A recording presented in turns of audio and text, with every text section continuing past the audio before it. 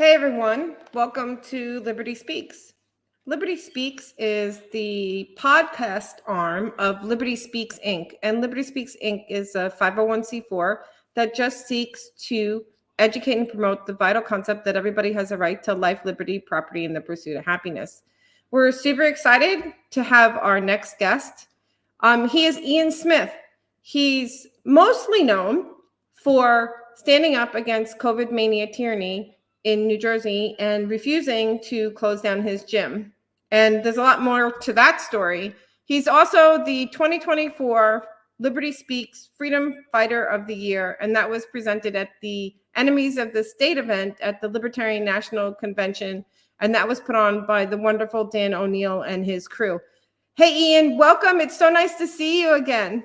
It's great to see you as well. And I just built a new home office, so I'm not done decorating yet, but I'll have to put my award up next to my other artwork and stuff like that. So maybe on the next podcast I'll have it behind me. Well, I still haven't hung up the blinds yet, so we'll get to that.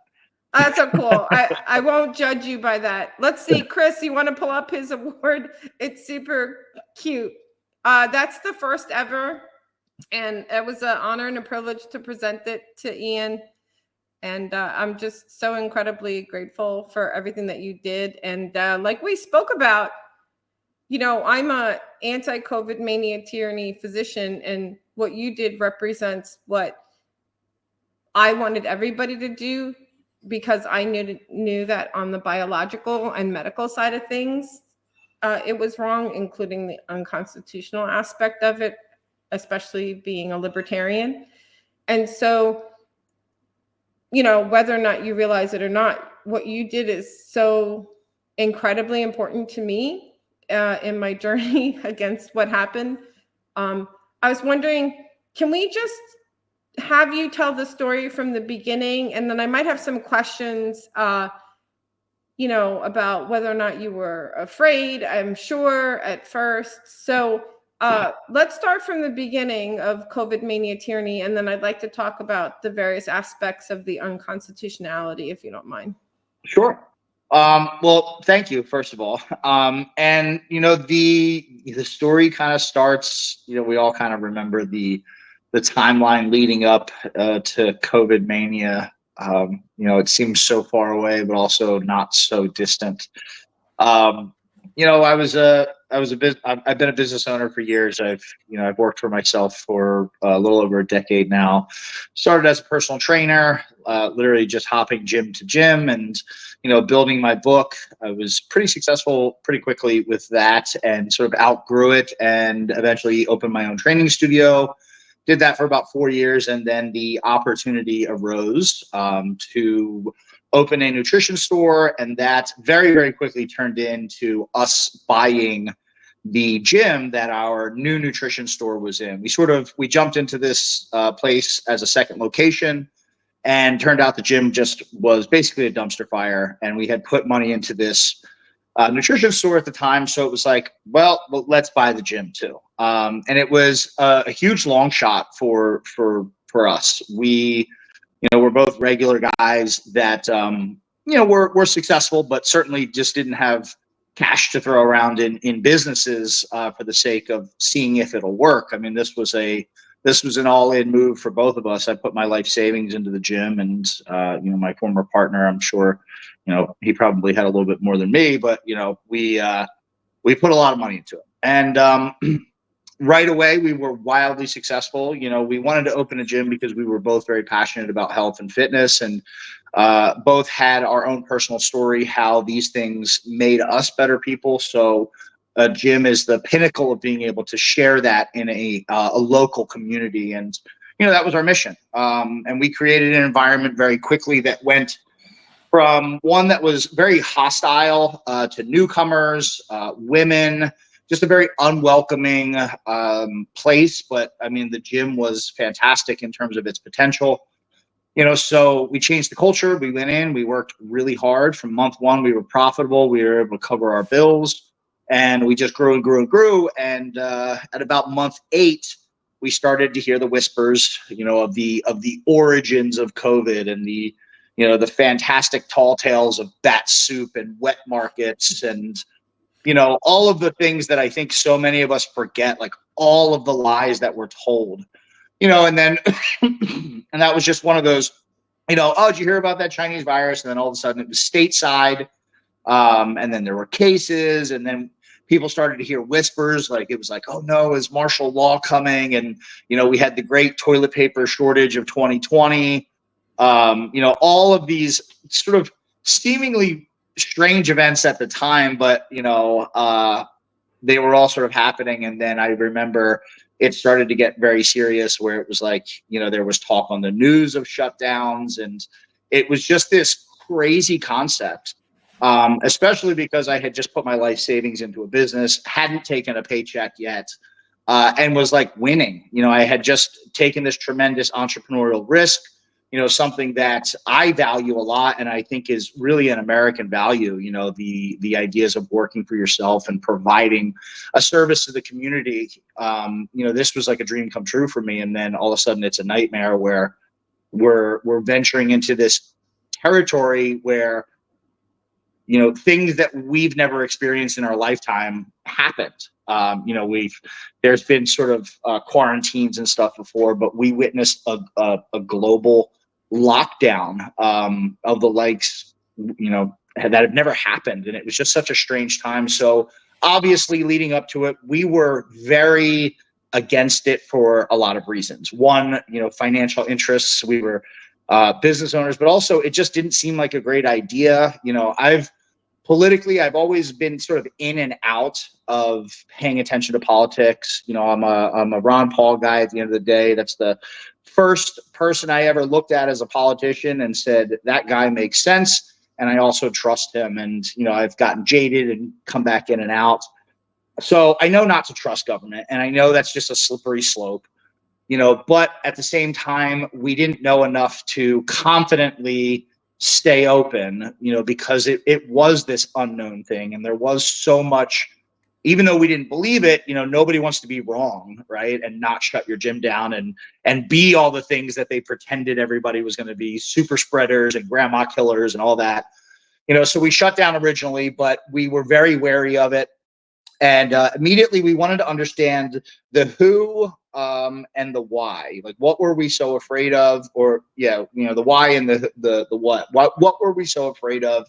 And who and why was this the protocol? Who was dictating it? And why was this, the correct way to do it? Because it just seemed like something out of a movie.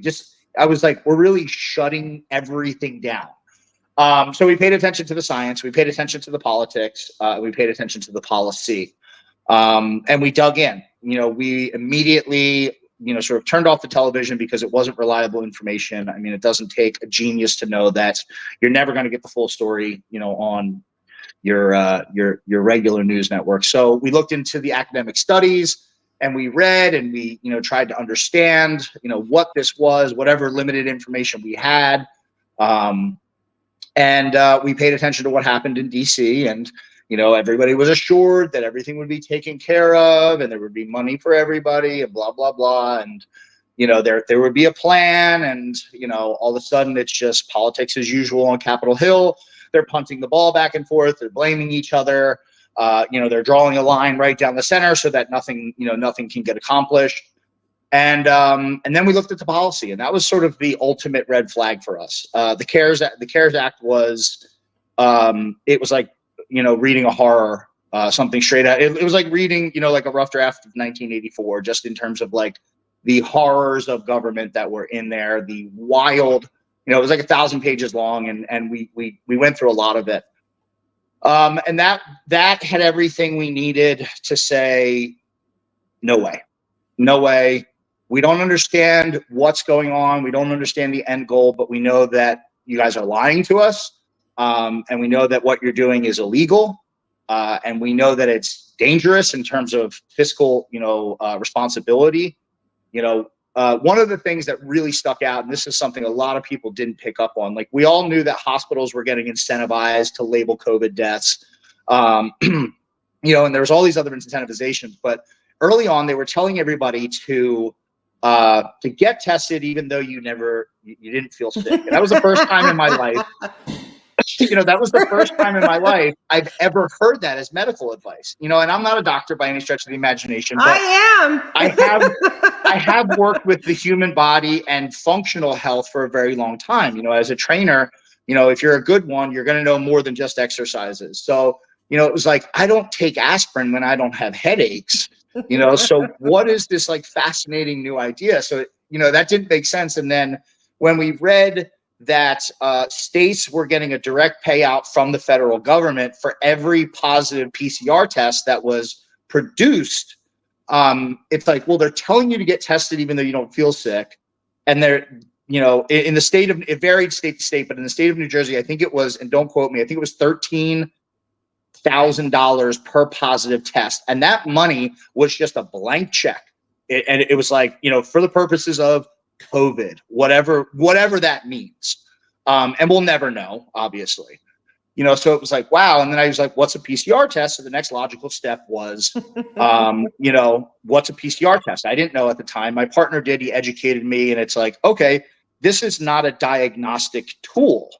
It is a research tool. And, the functionality of that is very, very different. And simply explained, the research tool doesn't tell you if something's infected. It just takes what you're looking at and it blows it up. And then all of a sudden, all the stories of the COVID, the Coke cans being tested for, they all start to make sense. And then you connect it to the fact that they're telling you to get tested. It's not a diagnostic tool. And then they're paying the states this incentivization, this hush money, this do what you're told money, just indiscriminately. And then that was it. We read that on day 11, and that was the ultimate reason. That was our ultimate red flag. We said, no way, we're not going to be a casualty of this. Something's going on. Don't know what it is. Don't know who's in charge, but no, we're opening. So we took the next 6 weeks because we didn't want to just open with, just rebellion for the sake of rebellion. We knew that we were going to get attacked. We had no idea what was coming. So we knew that we needed to be bulletproof. And we took 6 weeks. We prepped the gym. We put together this ludicrously thorough 15-point safety protocol plan that everybody else was what they were doing. Temperatures, limited capacity. We even moved the entire gym around so that nothing was within 6 feet of itself. So you could work all the machines. They were facing opposite directions. We had tape marking on the floor in the open areas, so you could like stand there and know you weren't, within 6 feet of somebody. And then we went above and beyond. We got air scrubbers that were UV light, so you ran them the whole time. They were circulating. I think it was 3,000 cubic feet of air per minute throughout the facility. We changed the filters. We did so much. We had a voluntary contact tracing system because we knew who was coming in the gym anyway by scanning in. We did it all. And we said, okay, so this is everything we have. It's above and beyond. You guys are just putting arrows on the floor over here and you're good at Walmart. So here's our really thorough plan. We're going to open. And we prepped and got ready, and I made a video on my Instagram, which at the time was, a modest following of, a couple thousand people, but it was very centralized to the New Jersey area. I've been in there most of my life.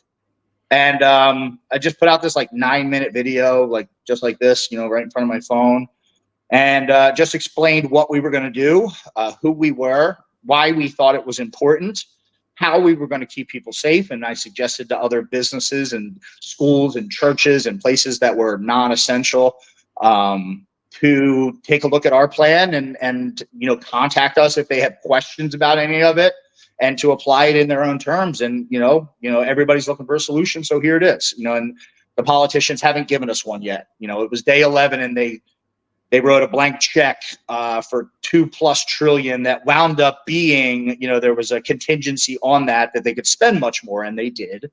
So that was our solution. And when I sent the video, it got a lot of traction very quickly, and there was a lot of energy on both sides of it. It was, how dare you selfish, expletive, call me whatever. And then there was a lot of people, I think really it was at the time where a lot of people were starting that first initial or that like second waking up, you know, because there were people who were opposed to it immediately, hardline no, but that was a very small group. And then you had that sort of initial burst of people who were like, this doesn't make sense. And that was like that first push against COVID. So it was good timing, I guess. Right message, right time. And it got out. A guy from the radio called us the next day and we talked about it for like 20 minutes. It was local radio. And then later that day, I get a phone call. You know, our gym was never closed. We were still open, obviously. You know, so I was training one of my clients in there quietly and phone rings and it's a Washington, D.C. number. And I hesitantly pick it up. And they said, is this Ian Smith? I said, yes. They said, you own the gym in New Jersey? I said, yes. They said, are you going to open on Monday? Because I made the announcement. I said, we're going to open next Monday. Because we told the state, we told the county, we told the township. We told the police, we told the fire department, we told emergency services, we told our landlord, we told everybody. It wasn't a secret. It was, hey, we're going to open. If you don't want us to, at least come talk about it and let's figure something out. If not, we're opening Monday morning. And it wasn't to cause trouble. You know, we let the police know. And I said, yeah. And they said, this is, such and such. His name's Alex from Tucker Carlson's show. He said, would you like to, come on the show and talk about it? And I said, I was like, yeah. Because after I put that first video out, there was like a moment where it was like, oh my God, we're really doing this. And then that was like that second moment where I was like, yeah, I'll come on Tucker Carlson and talk about it. Like, okay. Like, we were hoping that somebody local would pick up the story. Because we knew that we would need to get probably help at some point. We knew that there would be some resistance. We didn't know what it would be. And then all of a sudden, I say yes. And I said, when? And he said, tonight. So it's like 3:00. And I was like, oh, tonight, and I said, all right. And he gave me the instructions and all this stuff. And, I get there, I pull up at this studio. It's like a satellite studio. So I'm sitting in front of a backdrop, getting my, my nose powdered for the camera. And it's this like really overwhelming experience. There's the Philadelphia backdrop behind me. The room is all black and you're just looking at like lights and camera. You can't see Tucker, but you can see yourself. So obviously you're like, like fidgeting around, and you can hear him and, the opening monologue starts and my stomach just like drops. And my heart starts beating so hard. He's doing his monologue, and the monologue, we started the show that day. And he's talking about the gym, and my heart starts beating so hard. You could see my shirt moving. Like you could see it like flutter. And as he like gets, closer and closer, my heart starts beating so loudly that I can feel it and like hear it in my ears. And then it's just go. And apparently I got my point across pretty well. It was such a blur that the only thing that I remember saying was, we're talking about it and we're going back and forth. And obviously Tucker was sympathetic to our cause. Tucker was the first person who took a chance on a big COVID story, so I'll always give him credit for that. He interviewed us and showed support for what we were doing at a time when it was wildly unpopular for the media to do so, even Fox News, even right-leaning outlets,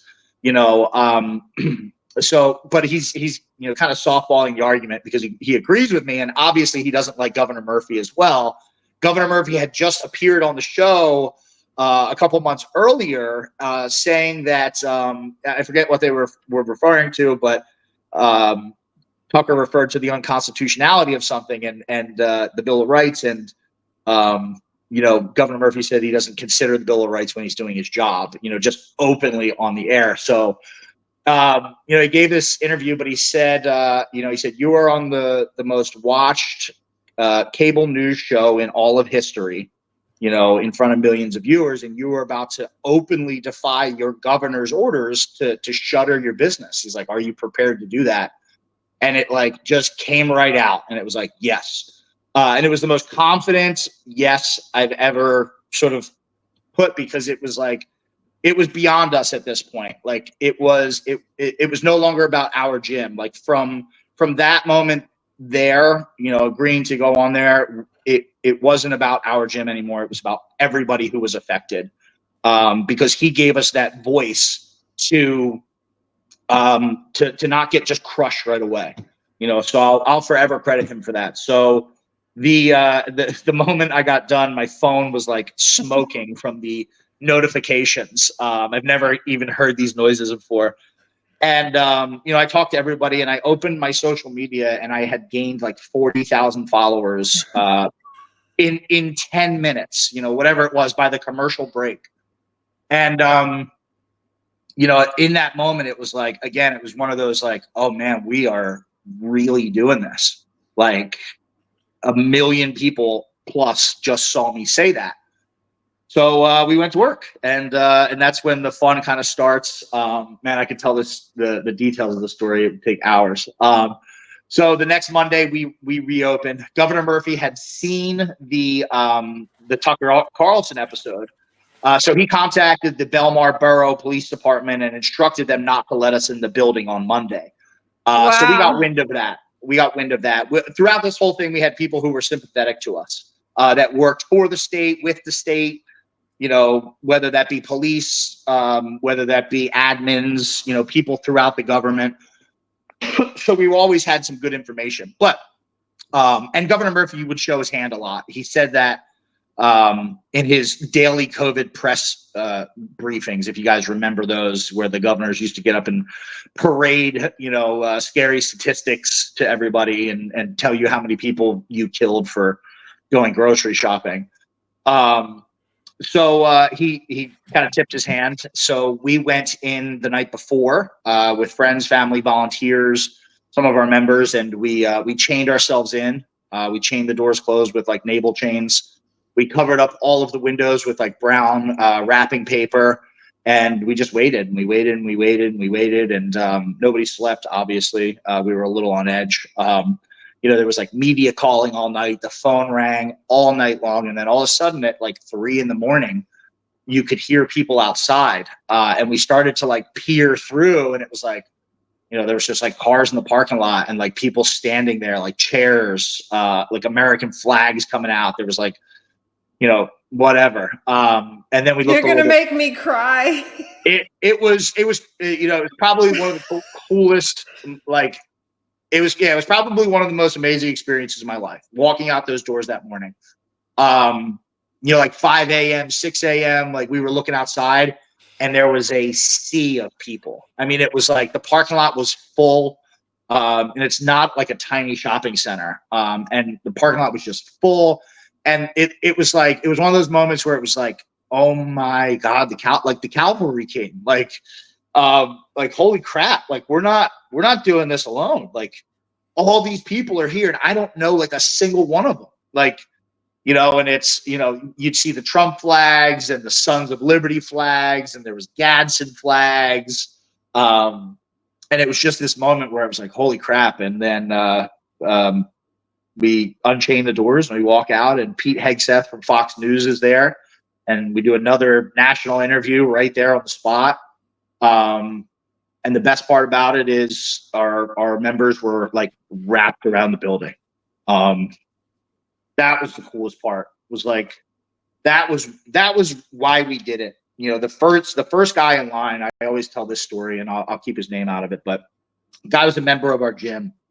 I always get choked up when I tell this story.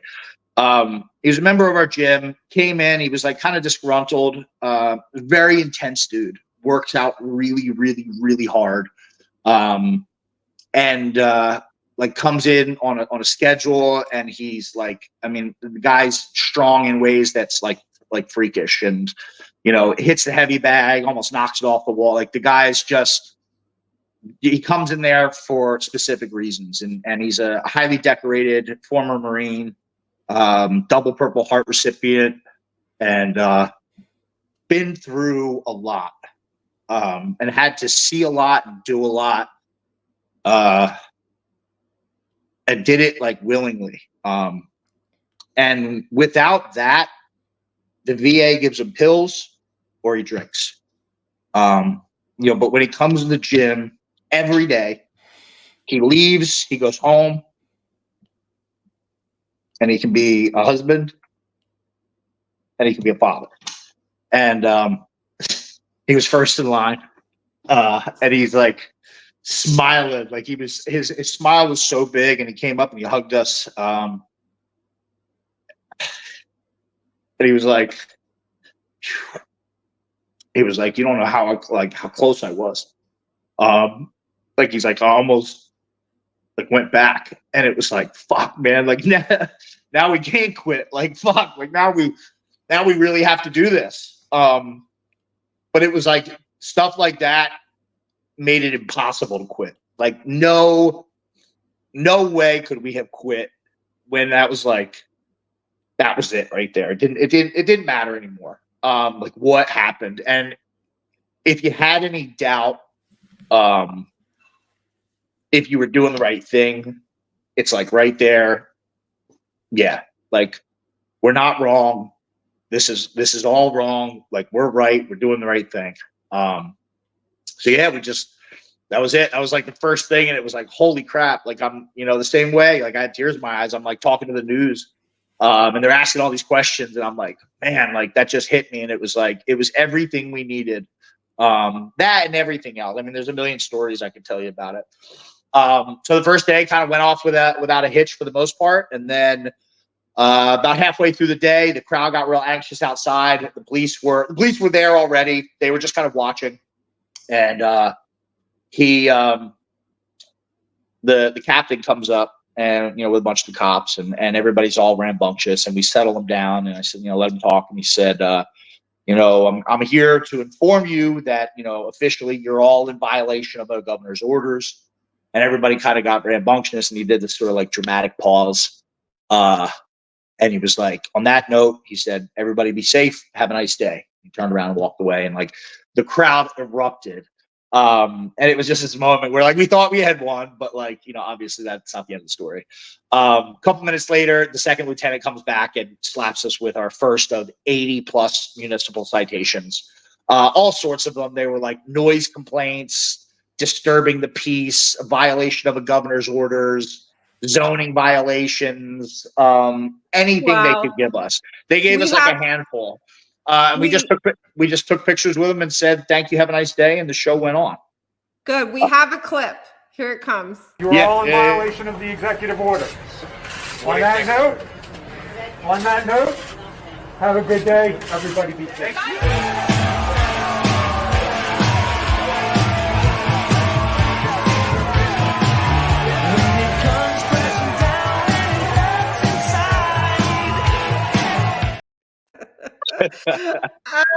Yeah, that's exactly how it went. And it was that was cool. It was cool because it's this was such a long journey, but all along this we're learning about how impactful we can really be, right? Like never in a million years had you would have asked me a week earlier, did I think that was going to happen? Did I think I was going to be on Tucker? Did I think that there would be a crowd of people with like gym signs out there, or like signs with our names? Like there were people who had already made T-shirts with like Governor Murphy, like in a dunce cap, like standing next to us. I mean, the support was crazy. So we, day one, we just kept going. We smiled for the cameras, took our pictures, and said, see you later. Day two, same thing. They started to harass our members. Again, nobody was even paying. We didn't turn our billing back on. We had turned it off. So these technically were our members, but I mean, everybody was coming. We got calls immediately. People were like, yo, I live in New York. Can I drive down? Like, we're like, yeah, whatever. Sure. I think we had to do that later on. Oh, sorry. But we had tons and tons of people coming in, and they were harassing them on the way out. One guy wound up getting arrested. It was some, because they couldn't see in there. So everybody, as they were coming out, the cops would question them, and everybody just be like, like no questions, goodbye. Because there was a nutrition store inside too, and you can't see in, so you can't tell me I'm doing anything wrong. The nutrition store is essential. The gym is non-essential. You know what I mean? So we had this weird, like, aha, gotcha moment.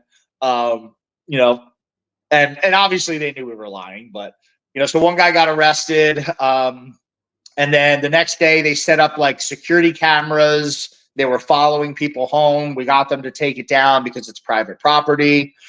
They were pulling people over, giving them citations. I think like 9 people got citations in total, plus the one guy who got arrested, or somewhere in that range.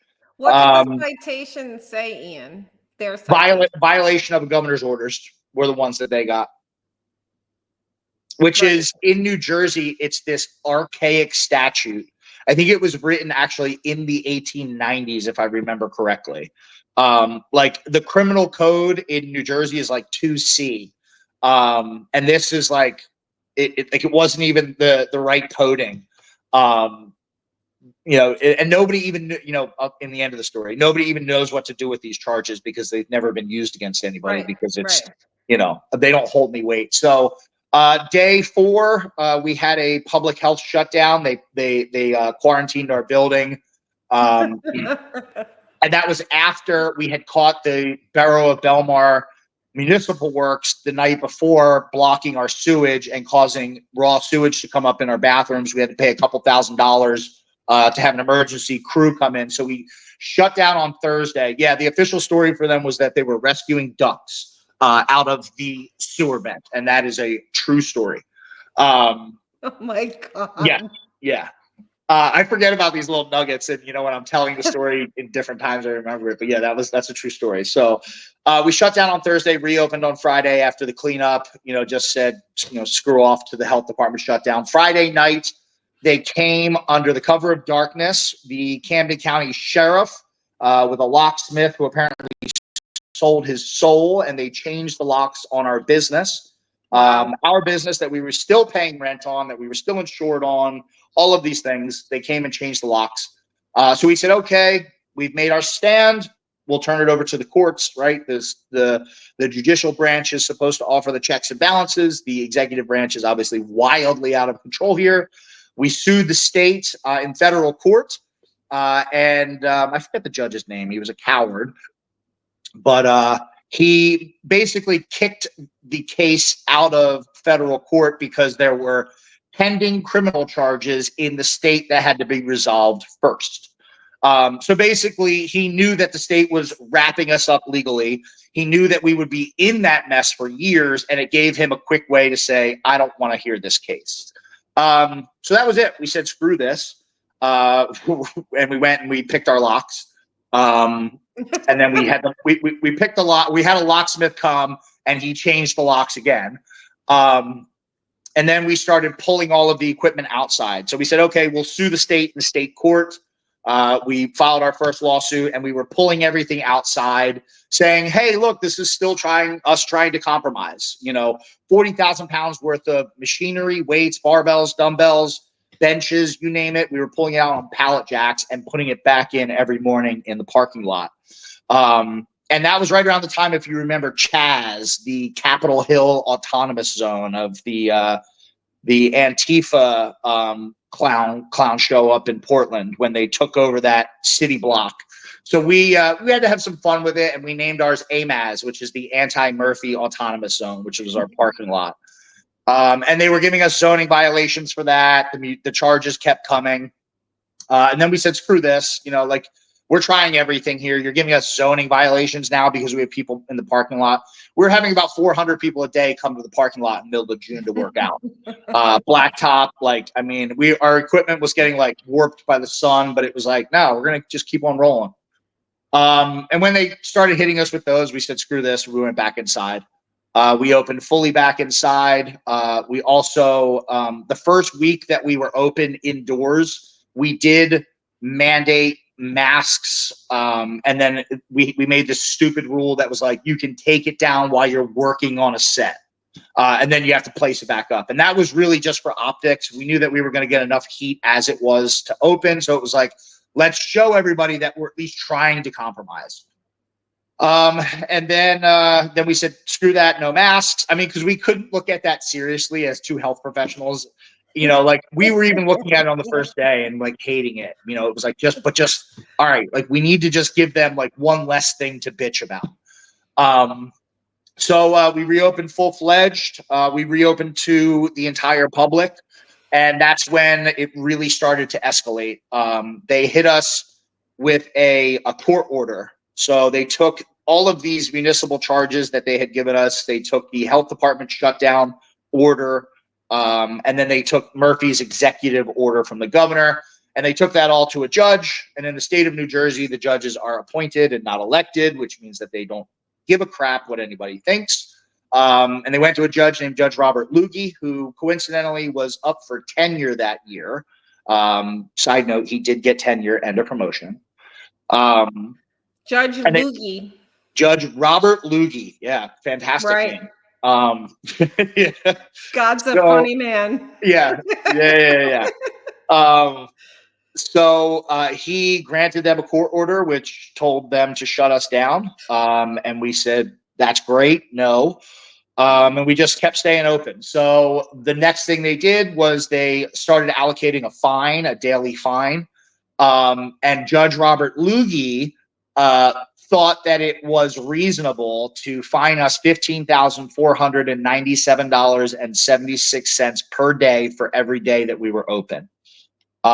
Where they got that number, I don't know, but I mean, we weren't charging anybody, first of all. But even if we were charging people, we were a gym of about 1,000 members at $30 a month.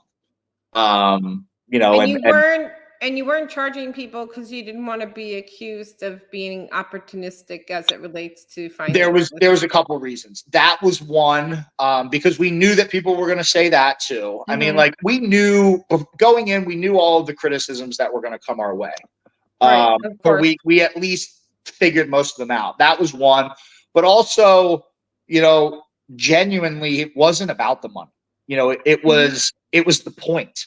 And also we had just bought the gym and we had this like super crappy old system. So there wasn't a way to charge who was using it. And, we would have had to make phone calls to every single one of our members to be like, hey, are you using this? So there was just a lot into it. And, and we wanted to, especially legally, from a legal perspective, everything we did was very calculated. I mean, we obviously got into a lot of trouble, but we knew that playing with government, like if they find anything out that you're taking money or whatever, it was like, no, we're not going to give them any leeway whatsoever. At all, so yeah, we didn't charge, and they were $15,000 or almost $16,000 a day. And the first day it's like, ooh, you kind of laugh it off and you're like, haha, you can't break me. And then then you hit six figures and you're like, ooh, all right, and then you hit seven figures, and then you just stop counting after that point. But it starts to there's a period where it's really scary, and then there's a period where you're like, this is absurd and it doesn't matter and it's monopoly money and I'm never going to pay you anyway. And by that point, your skin gets so tough that you're just at this point you're like, what else you got? You're going to find me $1 million. Go ahead. Find me 2 million. You know what I mean? Why don't we just make it $10 million? There's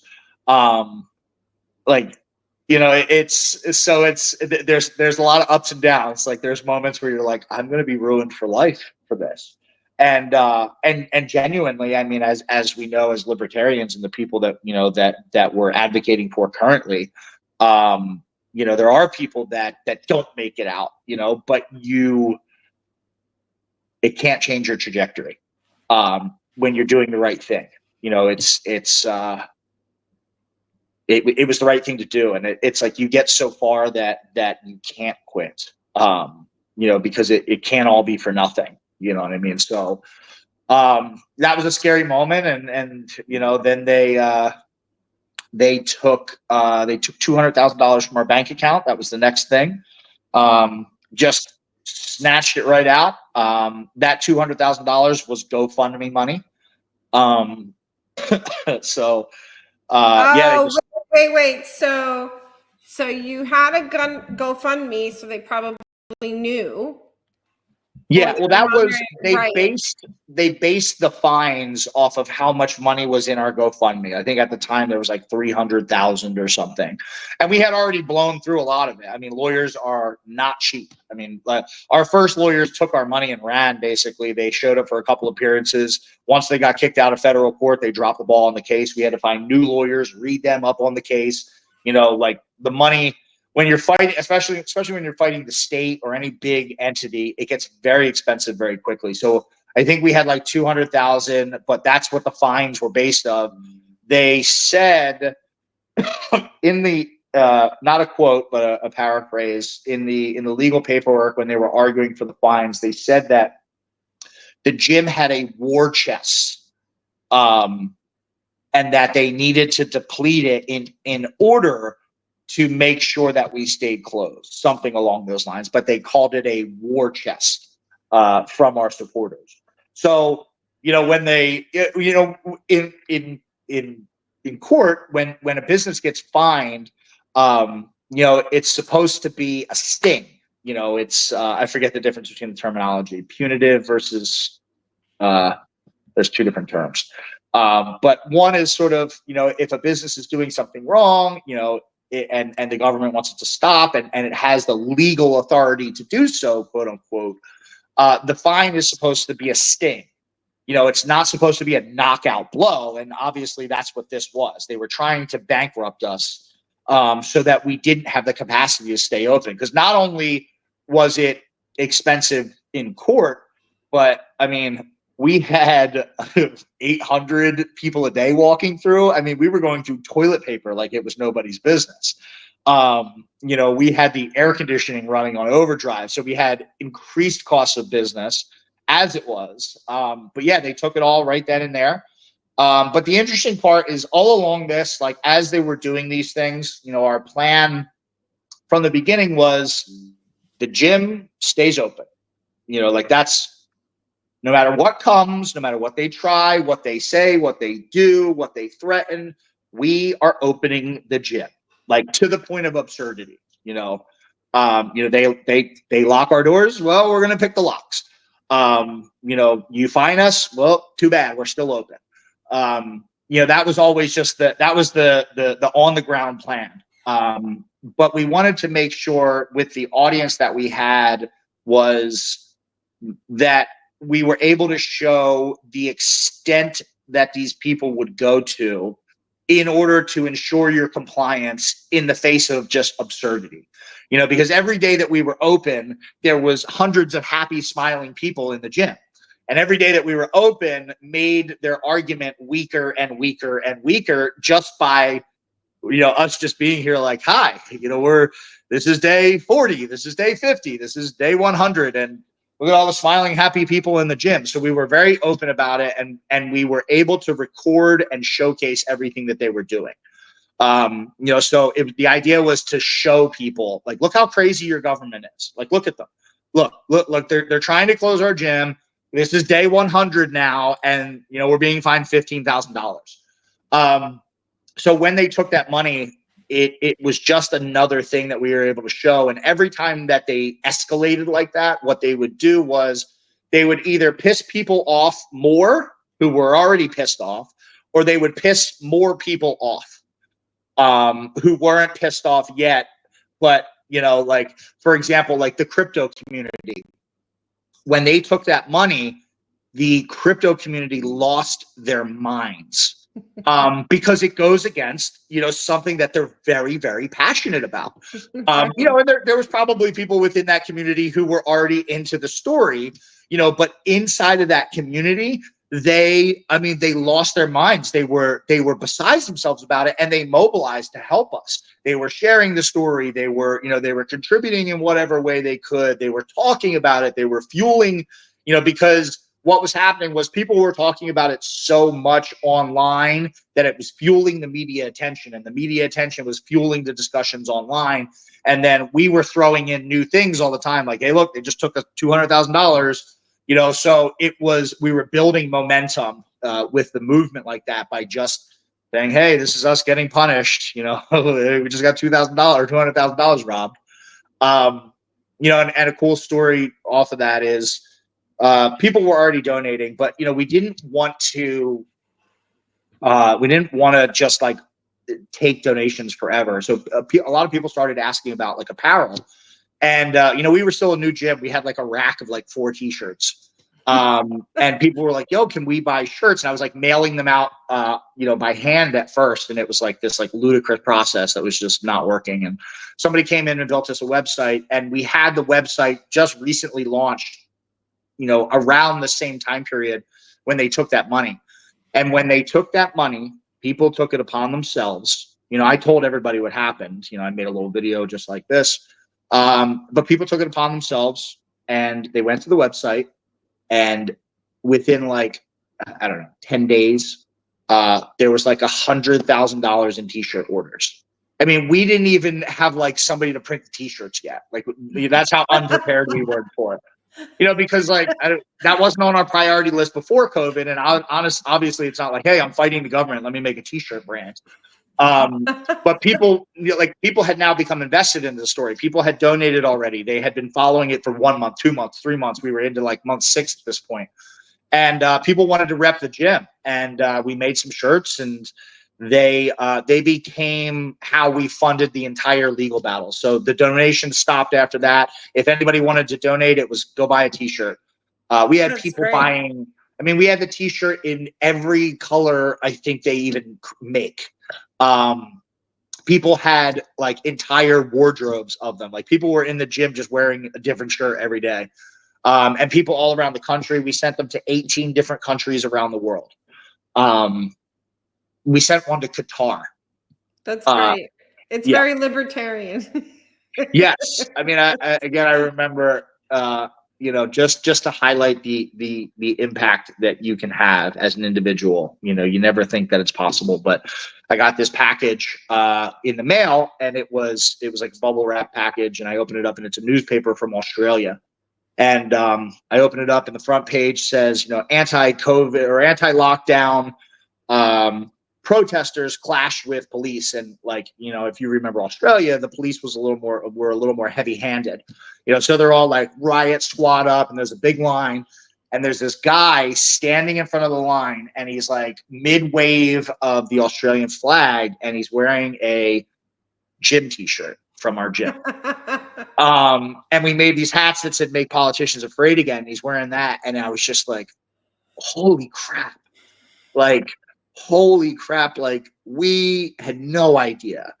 So that just shows you. I mean, you never know what your decisions, how powerful it can be by you just, saying no. So eventually, all that kind of crazy stuff got quieter. They had egg on their face just over and over again. They locked our doors, or they came to lock our doors again. We took the doors off of the hinges. And we stayed open 24 hours a day. We were sleeping like in the closet. People were coming and watching the desks so that we could like shower. We were like that. And then they came and arrested us under the cover of darkness. Again, caught them right on camera. Somebody sitting out in the parking lot. Caught it right on camera. And again, right on Tucker. Tucker had me on 12 times during all of this. So he was like a huge ally. What was the charge for the arrest?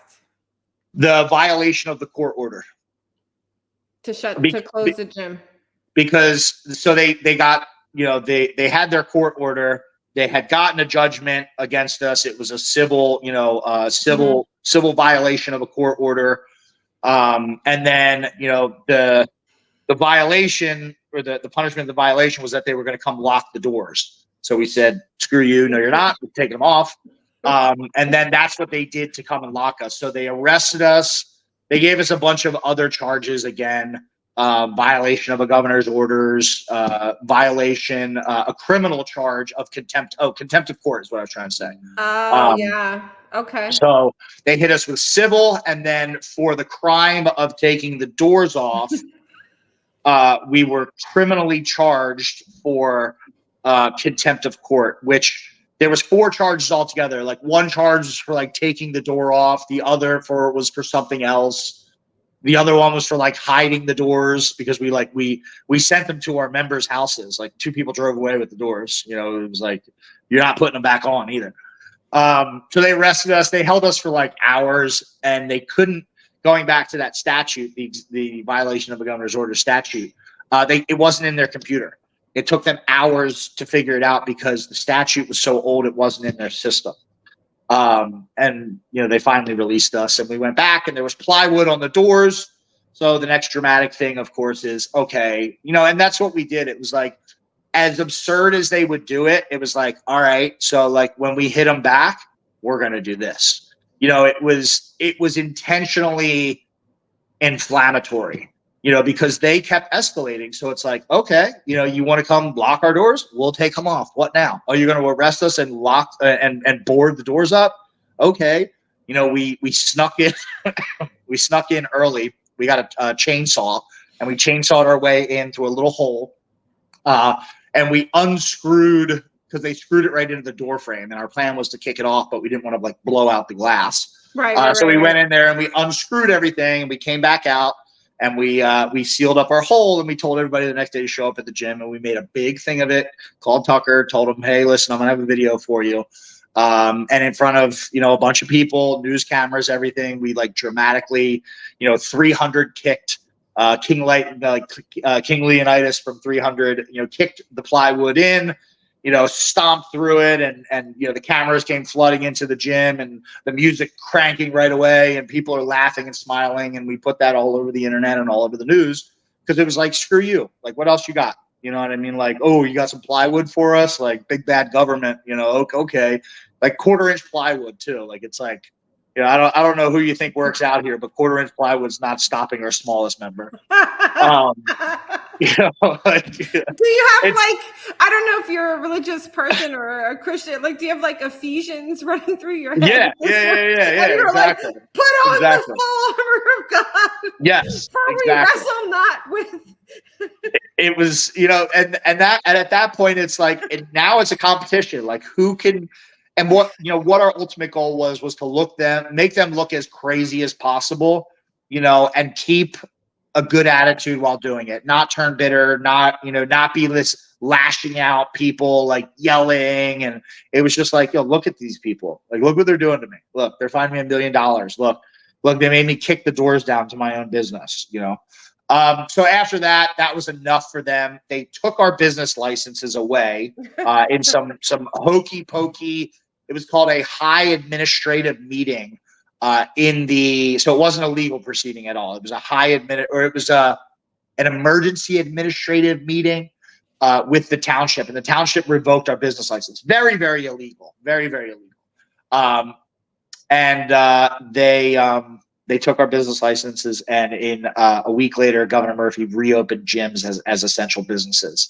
So for the next year, we did business without a business license. We didn't do business. We stayed open without a business license, just as a nutrition store and as a rec center.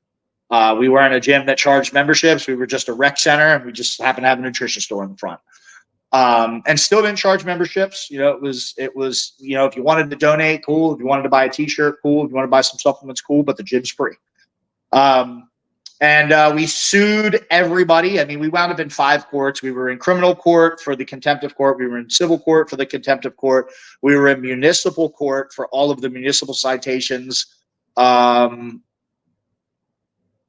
We were in court with the township because we sued them. Is there one more? I think I'm missing one. Oh no, federal court. We were kicked out of federal court. So yeah, we were in 4 courts at the time, and it really grinded to a halt. We were all over the place in court. It gets really slow. The state can kick things down the road, and COVID had kind of started to phase out quite a bit. You were more in the vaccine era at that point. And even that was kind of coming to a close, 2022. And after, I don't know, 3 or 4 lawsuits, the township basically just folded their hands. They contacted our attorneys, and the mayor said basically, like, how long are these guys going to keep this up for? And our attorneys just laughed, and they're like, what do you mean? Like, them. They live in your town, or they do business in your town. I mean, we were on like the we were on like the Belmar business beer like groups and stuff, and the meetups. So it's like we know these guys and they hide from us. And a week later, two new business licenses came in the mail. So they had folded their hand entirely. That was our big. That was like the looming threat of being shut down was done. We still had a lot to handle in court. On the back end of that, I ran for Congress in my district in New Jersey, and then ultimately I did leave the gym, moved down to Florida. Gym's still alive and well.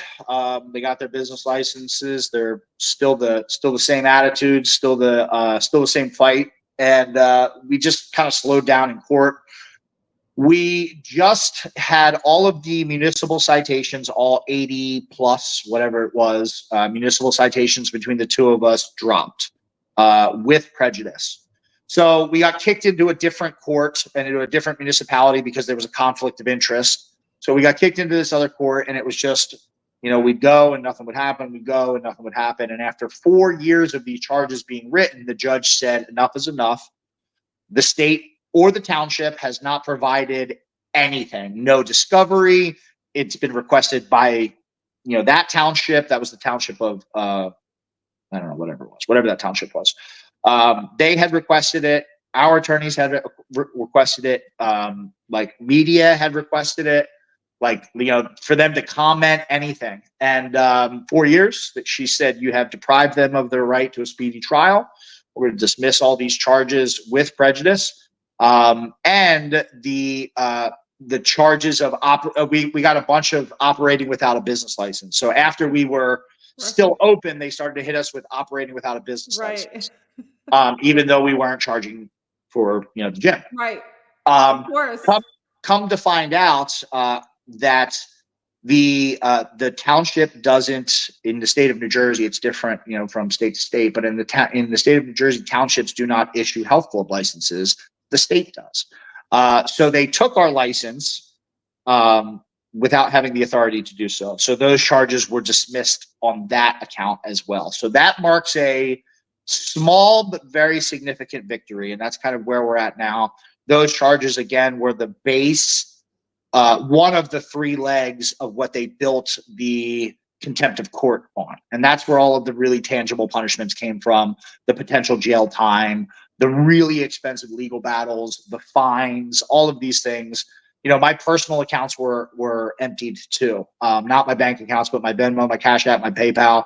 And I was banned from all of those as well. They took several $1,000s. I never, even bothered going after it because what's the point? That victory sets us up now for the ability to go back and say, let's revisit this court order, and is it no longer valid? And if it's not, then we've got some remedy here. So that's going to be a long process, but that's where the saga at least ends for now. So first of all, I think that that's the short version. That's a short version. So thank you for telling it. It's such an incredibly important story. And so PayPal and Venmo demonetized you? Yeah, Venmo turned it back on. PayPal hasn't, even though they're the same thing. PayPal, they took more money than was in there, and they say I owe them money now. So I'll live the rest of my life without a PayPal account. Okay. It's only $500, but I mean, you can keep your debt against me, and I'll never use your services. So. And they demonetized you based on these court cases? Yeah, it just said this account is no longer activated, or whatever it said. This account is suspended. Like I said, the Venmo one works now. I think the Cash App one works, but it's only because it's a different bank account, probably. But yeah, I wasn't able to do any of it, and still to this day, to PayPal, that account does not work. And I've tried to call, but it's like, oh, you have to call an attorney. It's like, at a certain point, you're like, I've had enough litigation for a very long time. You know what I mean? It's yeah, for a lifetime. And I mentioned this earlier, while you're doing that, there's a whole bunch of other people that are fighting their own mini battles in this, for someone like me, a physician who spoke out against the mandates from the beginning and had seen the patent for the vaccines and knew a lot of what was coming. I just think that you need to know, and we talked about this in May, it mattered for people like me and probably millions of other people. And I think you know this, but I want to make sure you never forget it. Because this stuff mattered for me. Because I knew that the pandemic was mishandled as it relates to the science and the medical aspects of it. And we're not going to get into that today. But it was also not logical, not ethical, not socially correct, not economically correct, right? And there was no science of any of the sciences that was settled, and none of the measures were scientific or evidence-based either. And vaccinating during the pandemic doesn't make sense, and all of it doesn't make sense, and the PCR doesn't diagnose clinical disease, and we have been through this a million times. But what really flipped me out was during that time when I was going to stores, and I really was the only one not wearing a mask in a lot of these places. And I got stopped a lot, and the police was called once in a music store on me, but nothing happened because I left before they got there. But I really what an absurd time. I really was devastated that we, the people, forgot the point of government. That's what I want to talk about. This is because Liberty Speaks podcast is really geared towards regular people. So everybody knew, most people I think knew in their heart that there was a lot wrong for it, for what happened. Yeah, but, absolutely. But fear is the means by which totalitarianism occurs, right? Mm-hmm. So what is the point of government, Ian? The point of government is to protect the rights. Yeah. Right, exactly. Government. We only have government because we as a population decided that there's certain things that we want to agree upon as a community. Yeah, to uphold the social contract and to maintain a sense of structure and good benevolent order and maintain justice. And uphold and have the authority to protect from outside threats, and to, most importantly, to maintain and to protect the God-given, the natural rights that we have. I mean, the rights that they protect are not constitutional rights. I mean, these are God-given. These are natural. Everybody is inherently born with these rights. Exactly. That's their fundamental purpose. Anything beyond that is an overstep, in my opinion. Right, because we hold those truths to be self-evident, that all men are created equal, that they're endowed by their creator with certain unalienable rights, that among those include life, liberty, and the pursuit of happiness. And that's the point. The Constitution enshrines God-given natural law rights. And what that means is, as God made us to be free, we don't ask permission. And the only reason that we have government is to have just laws, and just laws only point, and the only law that is just is to protect life, liberty, property, and the pursuit of happiness. And then the most important amendments as it relates to this is the 10th and the 14th. The 10th talks about if the Constitution doesn't say so, the federal government has no rights, and it goes to the state of the people, right? Yeah, sure does. Right. And the 14th Amendment, right, talks about no law can be made that infringes upon life, liberty, property, and the pursuit of happiness.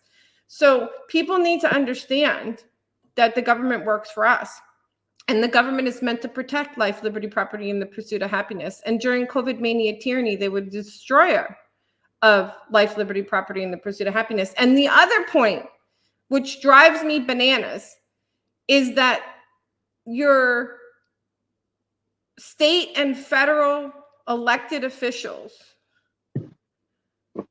swear to uphold and defend the Constitution. They are in violation of their oath and need to be removed. And I met some people that are pursuing this in New York State. Yes, it is a very, very buried process on how to get it done. This type of stuff is not surface level knowledge, and it's like that for a reason.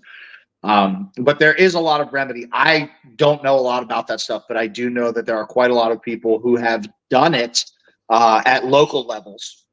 And I know that there are people working to do so. From what their character struck me as, they're going to be pursuing it kind of and teaching people how to do that as well. Because, what you said, I think that the first thing you said is, I think the most important thing that we forget, speaking generally, is that the government works for you. It's not your boss ever. There's no circumstance where the government is supposed to tell you what to do, other than following these just laws. They're not supposed to tell you where you can go. They're not supposed to tell you what you can say and what you can't say. They're not supposed to, they're definitely not supposed to tax you the way that they do. They're not supposed to tell you that you can or cannot do commerce. They're not supposed to tell you who you can or cannot be with. All of these things. And we have a government that is wildly comfortable doing all of it. But the problem is not the government is comfortable with it, but we have a population of people who have become accustomed to that type of living, to where the biggest chunk of the United States demographic as a whole does not understand that the government, I think, truly grasp the concept that, hey, this guy he's not the boss of me. My mayor doesn't have some sort of authority over me. He works for me. My school board, they don't have authority over me. There's no authority anywhere there. They're put in that position to work for the taxpayers and the parents of where they represent. And there's this fundamental, we're missing this chunk, I think, that connection where people, we have people getting upset with government, but they're not making the leap to the next point. Like, hey, these people work for us. So they have to be, but they can be held accountable. And we have this kind of like, it's just this disconnect right now where Yes. people aren't understanding I guess the practical applications of that, in how they approach their business and their life, in general, where it's like, oh, well, I can't believe the government's making me wear a mask. And it's like, yeah, me either. So why are you doing it? You know what I mean? It's like, oh, but they said I have to, but I don't agree with it. And I know it's wrong. And I know they're not supposed to do this, but there's the disconnect between like taking the mask off, and the mask is just one example where it's like, you have a duty, you have an obligation as an American. I hate cliches with a burning passion, but this one is true. Freedom isn't free, and I say it so much that I'm so sick of saying that, but freedom comes at a price. Freedom doesn't just exist because you want it to. Freedom exists because there are certain standards that the individual has to uphold in order to create the perimeter for that freedom. It doesn't exist just freedom is it's natural, but it's always going to be challenged in some form or another. We see this throughout the natural world, right? Everybody has life, liberty, and the pursuit of happiness, but there's a lot of predators and prey in the world. So animals, they have to adapt. They have to have certain characteristics in order to be free or to live a good life. Same thing goes with humans. We have a certain responsibility to hold these people accountable. You can't just be upset with them and then like that's it. There has to be some contribution that we make as individuals towards protecting that freedom. And when the opportunity comes along for you to say no to government, you not doing that is you not filling your obligation as a free person. Yes. It's That is your obligation. Like, if you say, I'm free, I'm a free man, you know what I mean? I stand on my God-given rights. You have to stand on them when because the wolves are going to come. The wolves will always come. There will always be something or somebody trying to encroach. That's just the world. It's the way it is. Good and evil exist. Evil's not going anywhere anytime soon. God has given you the tools to deal with that. And those are things like courage, because it is scary. I mean, you talked about, and the mask, since we're talking about COVID, but obviously you can stretch this into fit into anything. But like with the mask wearing, like, yes, it was unpleasant to walk around and get yelled at by everybody. You know what I mean? Like, it would always be much easier to just shut up and put the mask on to get your groceries. It'll take you 5 minutes to go in there and get a gallon of milk, and some cereal. But if you don't wear the mask, you might be there for 20 minutes at the door, arguing with the manager. But guess what? That's your contribution to freedom. You have to contribute that, because if nobody does, then it's gone. It's gone. If everybody collectively just puts that responsibility off on somebody else and says, hey, I don't agree with it, but you know what? I had a long day. I don't feel like getting into an argument. No, you have a responsibility to walk in that store, raw dog in the air, just, and going about your business. And that in itself, as small and as inconsequential as you could try to make that, is a tremendous act of courage, because you're walking into a place where you're the lone person doing it. But that's your contribution. Not everybody has to fight the Revolutionary War. Not everybody has to, go, fight the enemy. You pay a big price for freedom, and that's the bloody stuff. That's conflict. That's revolution. That's all the things that have been paid in full by this country to be what it is and to be founded in the manner in which it is. And that's the big price for freedom. But to maintain freedom, there's an additional price, and that's that contribution that we all have. As minute as you could try to make it seem, it's not walking in, saying, no, I'm not going to wear a mask. No, you can yell at me all you want. You can call the police. I don't care. I'm going here to get my milk and my cereal, and I'm going to pay in cash if you don't take it. No, exactly. And deal with whatever came. Exactly, because so I wish everybody would read one Bible verse and the Constitution every day. I don't really think people have actually read the Constitution, and we were complicit in our own COVID mania, tyranny, enslavement. Yep. Yeah, because absolutely. The thing is, the Constitution is a piece of paper that talks about our God-given unalienable rights. But the only thing that gives breath to the Constitution is humanity in American citizens. Action. And I just want to make America America again, whenever that was. I just 3% tax. We were dumping tea. It's I know now we're we have quite a long way back. I mean, but it is achievable, but it's achieved in that manner. I mean, we didn't get here overnight. We didn't go from free people to, essentially, and this isn't to be sort of a pessimist, but corporate tax slaves, overnight. That didn't happen, in one generation. It happened over several. So the way back is the same way we came, just doing everything that, we haven't done, that our parents haven't done, that our parents' parents haven't done, and so on. And all those inches that have been given up slowly and quietly need to be taken back. And you're not going to take leaps and bounds. You're going to take inch by inch. And it is a long road back, but it requires the collective to do that. It doesn't even require the collective. It just requires a chunk. If again, look at business shutdowns, right? So, and we were by far not the only people, but we were isolated all over. Businesses that were opening, they had them popping up all over, and a lot of people weren't able to make it. But we were far from the only people who tried. Imagine if that number was just 10 times as many. Imagine if in every state 100 businesses didn't shut down.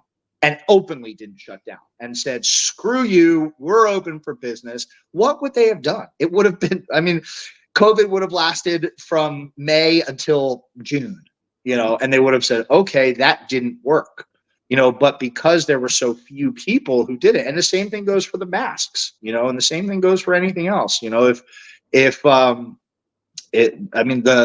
mask thing that went on the longest was the kids at school. They had them in masks. They'd still have them in masks if they could.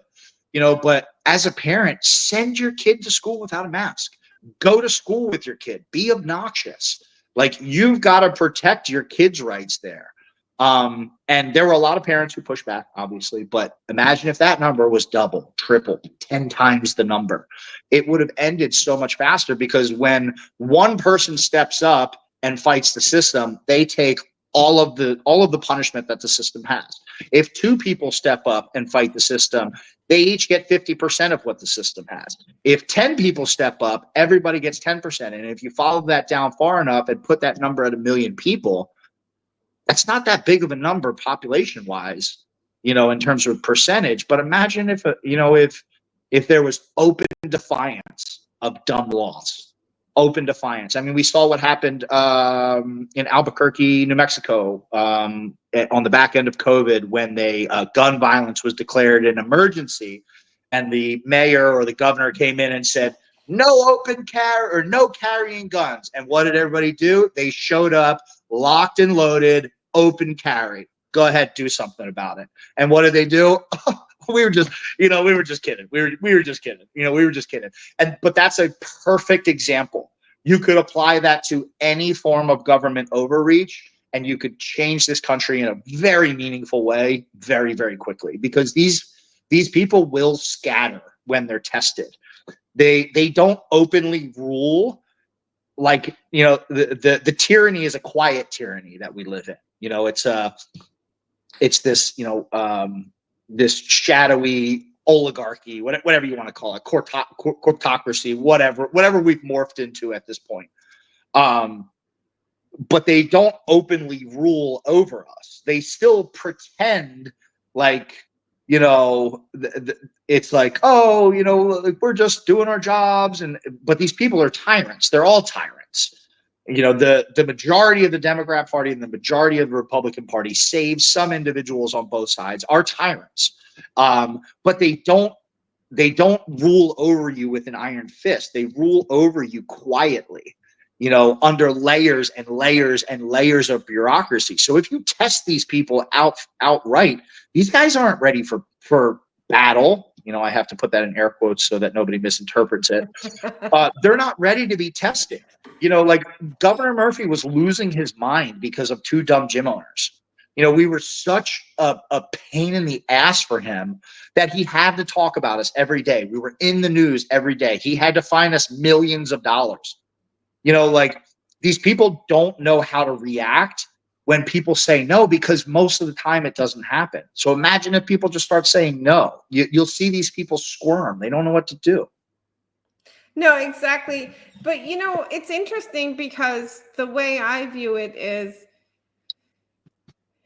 all of these humans and Americans are on their journey, and we kind of find our tribes because we have these tribalistic tendencies. And then the people who are kind of more in control, like to divide and conquer us, and we split into our tribes, and then they kind of propagandize us to hate each other based on these narratives that are really not valid points, meaning that they divide us over these big political issues. They're like the low-hanging fruits. They get people to fight over masks for 4 years. Meanwhile, the real political issues go completely unanswered. Of course, and it's very much, these distractions, but the Buddha tyranny that got you to wear the mask then coerced and forced you to take an experimental vaccine and biologic that no human should have ever had. But we have product liability protection for vaccine makers through this 1986 law and the PrEP Act. So there's no safety checks for injections that are put into humans, and billions of dollars are being made by these people that have no culpability. And that would have never happened if it wasn't for this law that removed product liability protection for vaccines. But people don't know that, right? So people kind of are inherently lazy in their tribes. They pick their tribe, and then they allow people with not the best of intentions to divide and conquer us.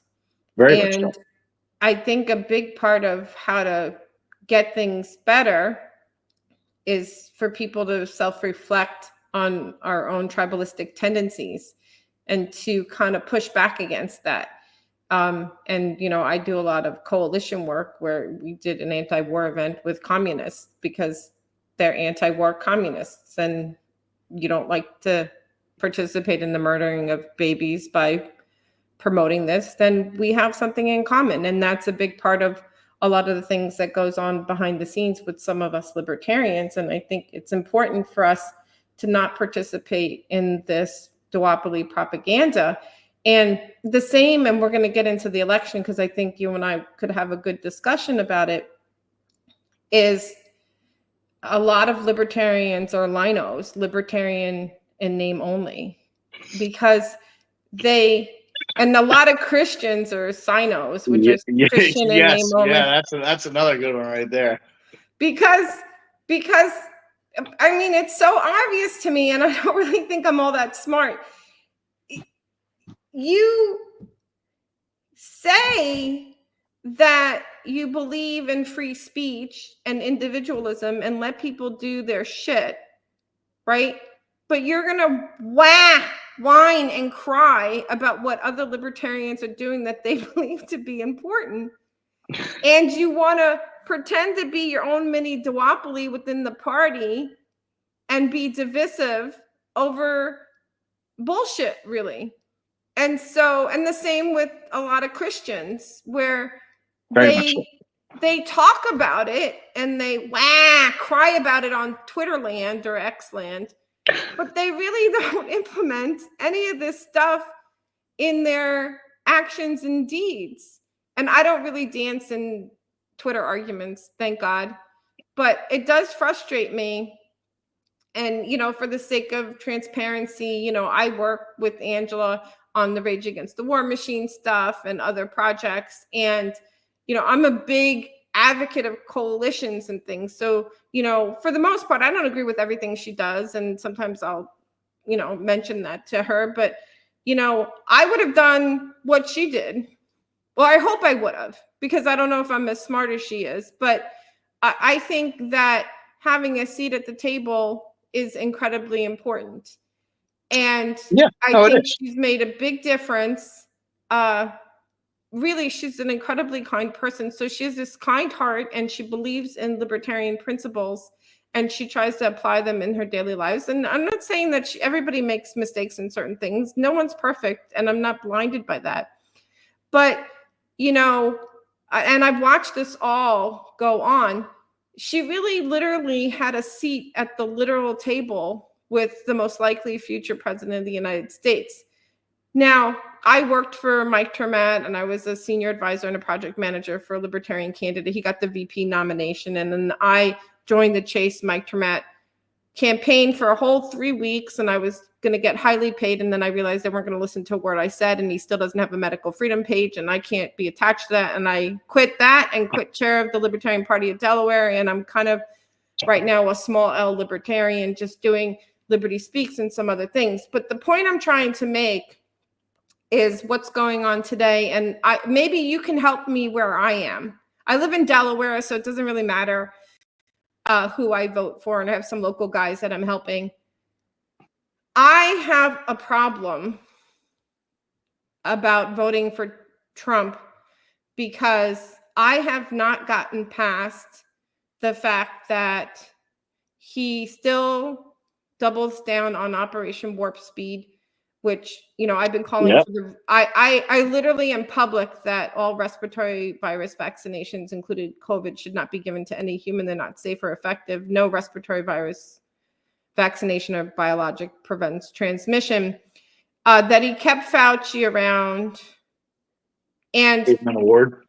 I want him, you know, I'm just Irene, right? I want him to see that it was important for us to have separation of science and state, to acknowledge that that didn't occur, to acknowledge that he allowed failed central planners to force or coerce millions of people to unconstitutional mandates, and that millions of doctors who I do accuse of being complicit in lack of standard of care because they Yes. did not provide informed Another consent. violation of oath.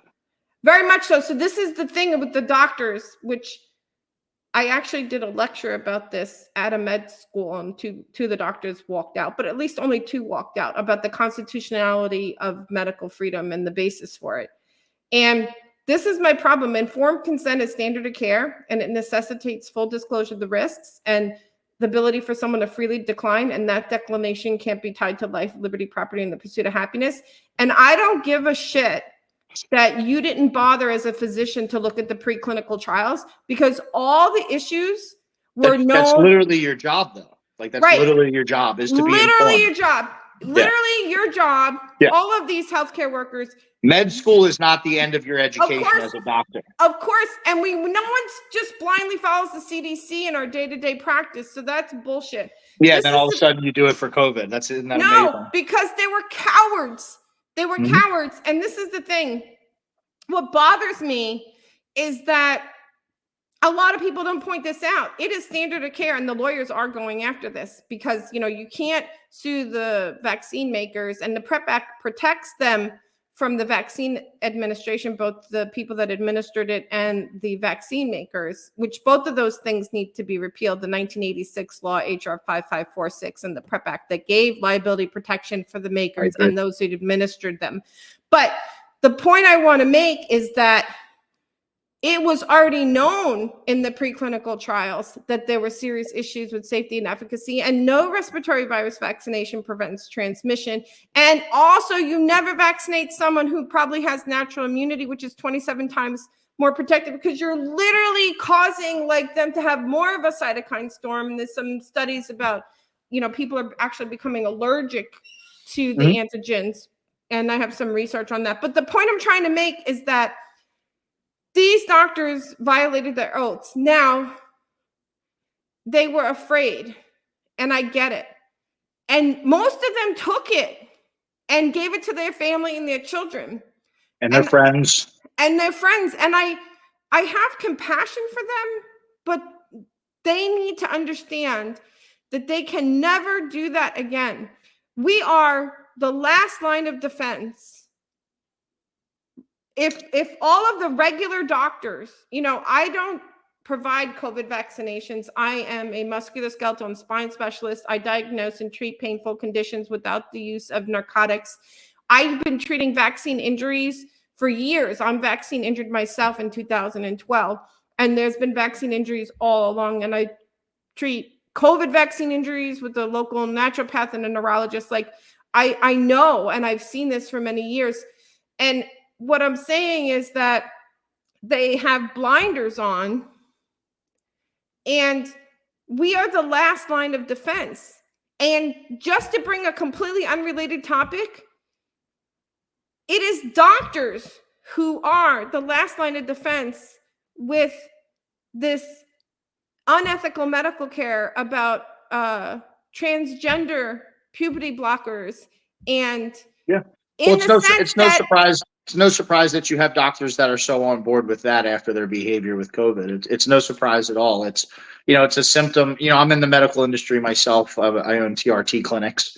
You know, and it, of course, there's always going to be bad doctors. You know, there's bad mechanics. There's bad, you know, contractors. You know, you're always going to have people who aren't, you know, the best at what they do, but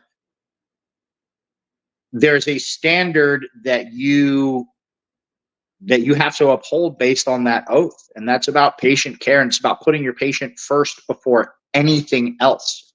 And you have doctors that are lazy, doctors that are egomaniacal, and egotistical and think that they're way smarter than the average person just because they graduated law school.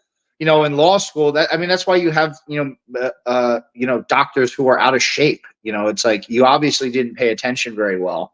You know, young doctors who are very out of shape, because they don't teach a lot about nutrition in a No, they lot of didn't. this stuff, and No, they don't at all. holistic medicine. And it's the medical industry and as a whole has, and there is a use for medicine. There's a use for pharmaceutical drugs. There's an application, but it's just become this symptom prescription, symptom prescription, symptom prescription, and they've gotten so accustomed to doing that because the money's good. Who cares? They just put you on whatever it is. They never go to any of the causes, and these people have gotten so lazy on the whole, or so profit motivated that they're like, man, I'm not risking my license for this, and that's a terrible place to be in when the people that are supposed to provide the ultimate care, the care for your physical living body,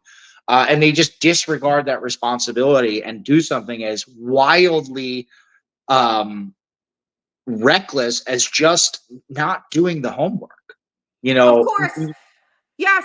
And we're supposed to not do no harm, right? Yeah. That's what we're supposed to do.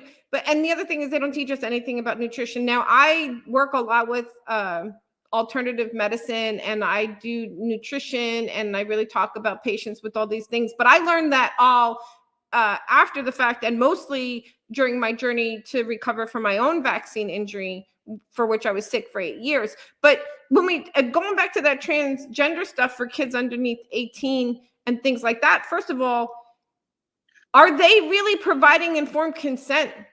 No, not even the slightest bit. I mean, they don't have any research on this stuff. They have no depth of research. There's no volume of research on this stuff. There's no thorough, peer-reviewed, meta-analysis on the long-term effects of this stuff. It's the same behavior as COVID. Yes, it is the same. I'm so glad to have this conversation with you. It's the same reckless behavior and the violation of oath. I mean, somebody comes into our clinic and has, a hormonal imbalance.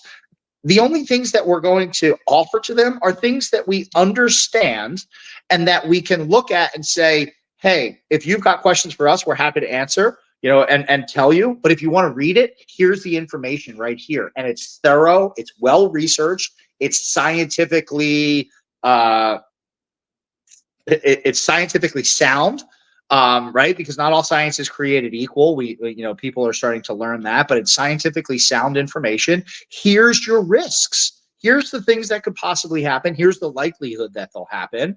Here's some things that you can do to mitigate. Here's some stuff that you can't do while you're on it. Here's some expectations for you as an individual in addition to taking the medication, because we can't fix your testosterone levels by just injecting you with testosterone. You have to make some lifestyle choices alongside of that. And we're going to tell you all that. Why? Because we want you to feel better.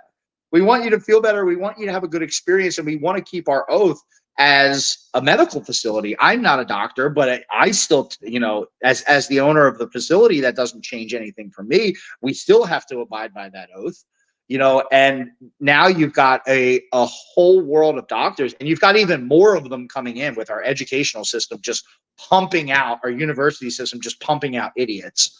I can't imagine what the next generation of doctors is going to look like. In terms of their ethical standards, or we're just going to get a whole lot of people who are just saying, okay, well, the FDA says it and the government says it, so I'm not going to question it. Again, It comes down to that individual responsibility. These people have an individual responsibility to provide the best level of care. And if you can't do that with confidence, then you can't provide that care. And not only are you making a mistake, but you're potentially ruining people's lives. And that's a huge responsibility. And that's something that nobody should take, lightly, and that nobody should ever place profit over. And you've got both of those issues going on, this laziness and this profit driven sort of, whatever, the pharmaceutical companies pay me well. So, let's give your kids 77 vaccines by the time, or little Timmy wants to be little Tammy. So yeah, sure. Let's just go ahead with this, even though even though the parents are obviously probably not of the most sound mind and should probably get a psychoanalysis for wanting to do this to their child. That's a whole nother story. But the child has not the slightest concept of what they're about to embark on in this journey. No, of course not. And that's a crime of the highest order, in my opinion. That's a crime of the highest order. You do this as a doctor, I'm sorry, but the best that you should get is life in prison.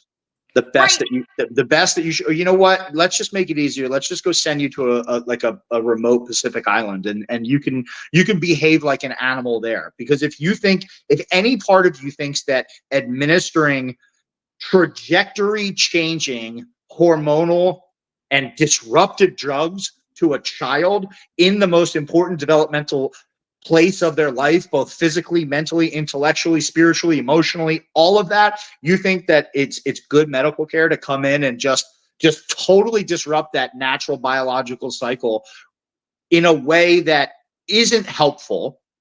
It's not life-saving.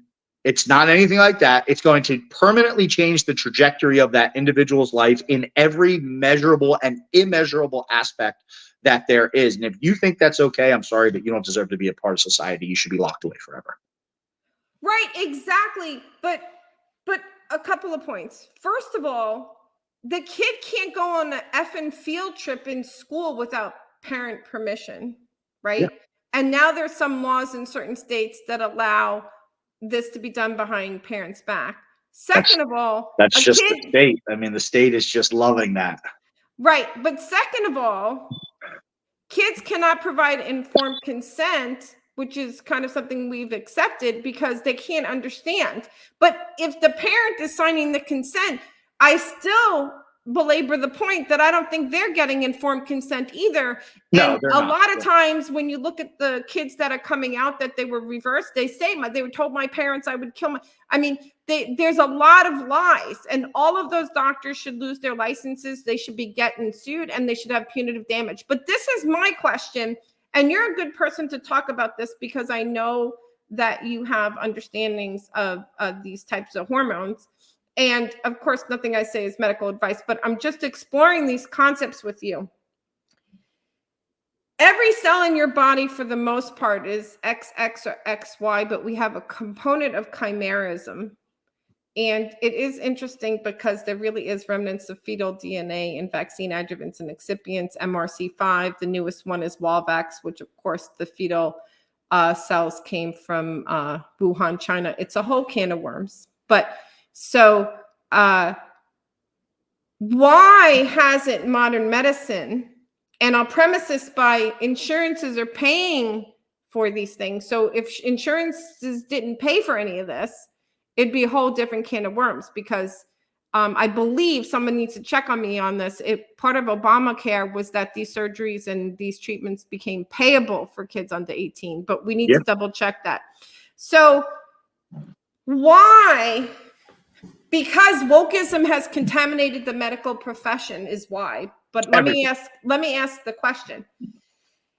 If gender dysphoria is a mismatch between what your biochemical brain, I'm saying biochemical, like insert Parkinson's disease, right? I'm not saying psychiatric, although the psychiatric profession has lost its mind as well because you're supposed to rule out organic causes before you give a psychiatric condition treatment and diagnosis, and they don't look at any organic. But anyway, and they're not doing that for these kids either. If gender dysphoria is a mismatch between what your biochemical brain says that you are and what your physical body is, right? Why the hell are we not researching treatments to fix the biochemical mismatch instead of cutting off their penises and breasts?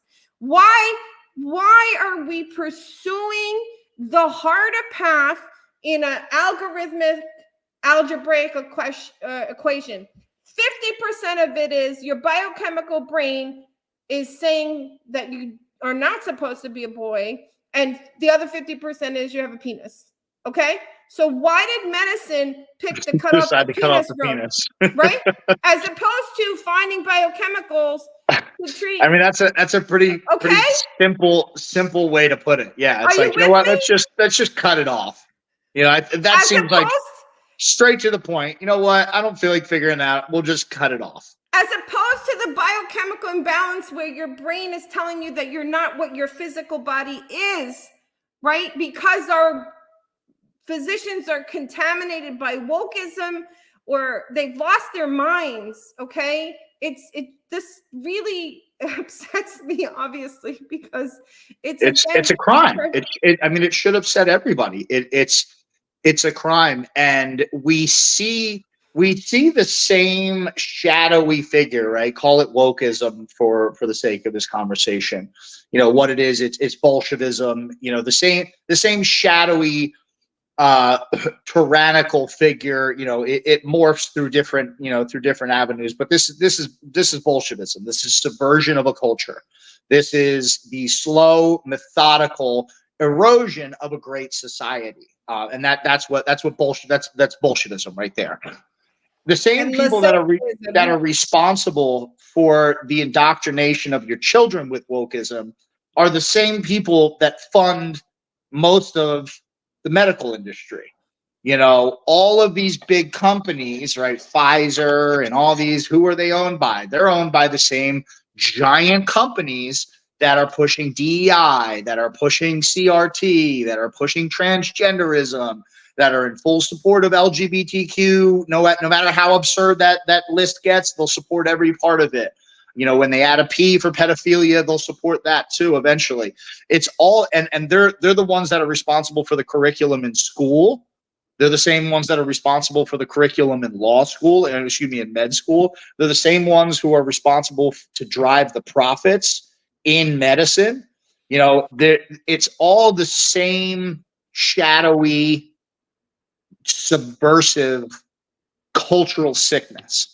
So it's no surprise that the doctors are on board with it, because they're getting the same education, and the same wokeism is being pushed into their lives and in their minds as the children are getting, who are coming in there and thinking that they want to be a boy or they want to be a girl. I mean, I witnessed this when I ran for Congress, and this blew my mind.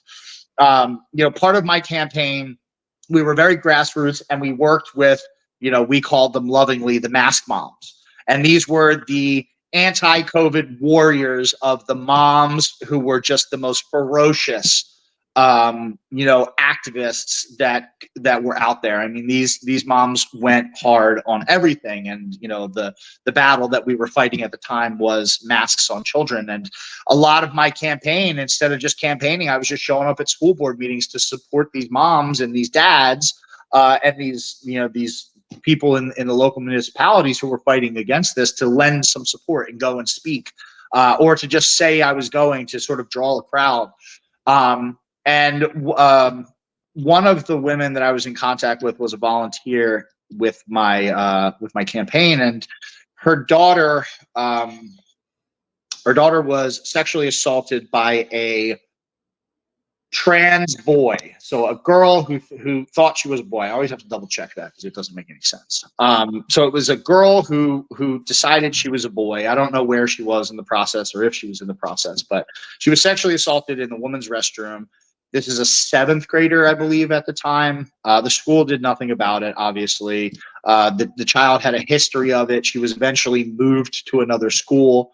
But this was this issue, that we were fighting in the school board as well. It was the time when New Jersey was introducing its new sex curriculum, which had everything from anal sex to you name it, with drawings and descriptions. And she showed me something that blew my mind. And it was a series of pictures of sets of multiple kids. And it was it was a screenshot of their social media pictures from the year before and then currently.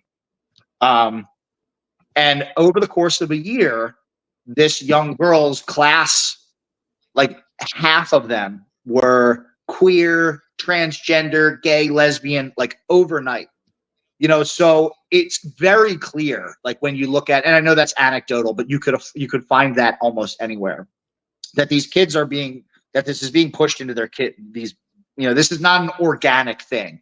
And if it is, it's nowhere nearly as prevalent as, it appears to be today. All of a sudden, you've got this growing percentage of just trans people, just suddenly out of nowhere, when this was not a thing at all, just a couple years ago. So you watch these kids overnight become like this.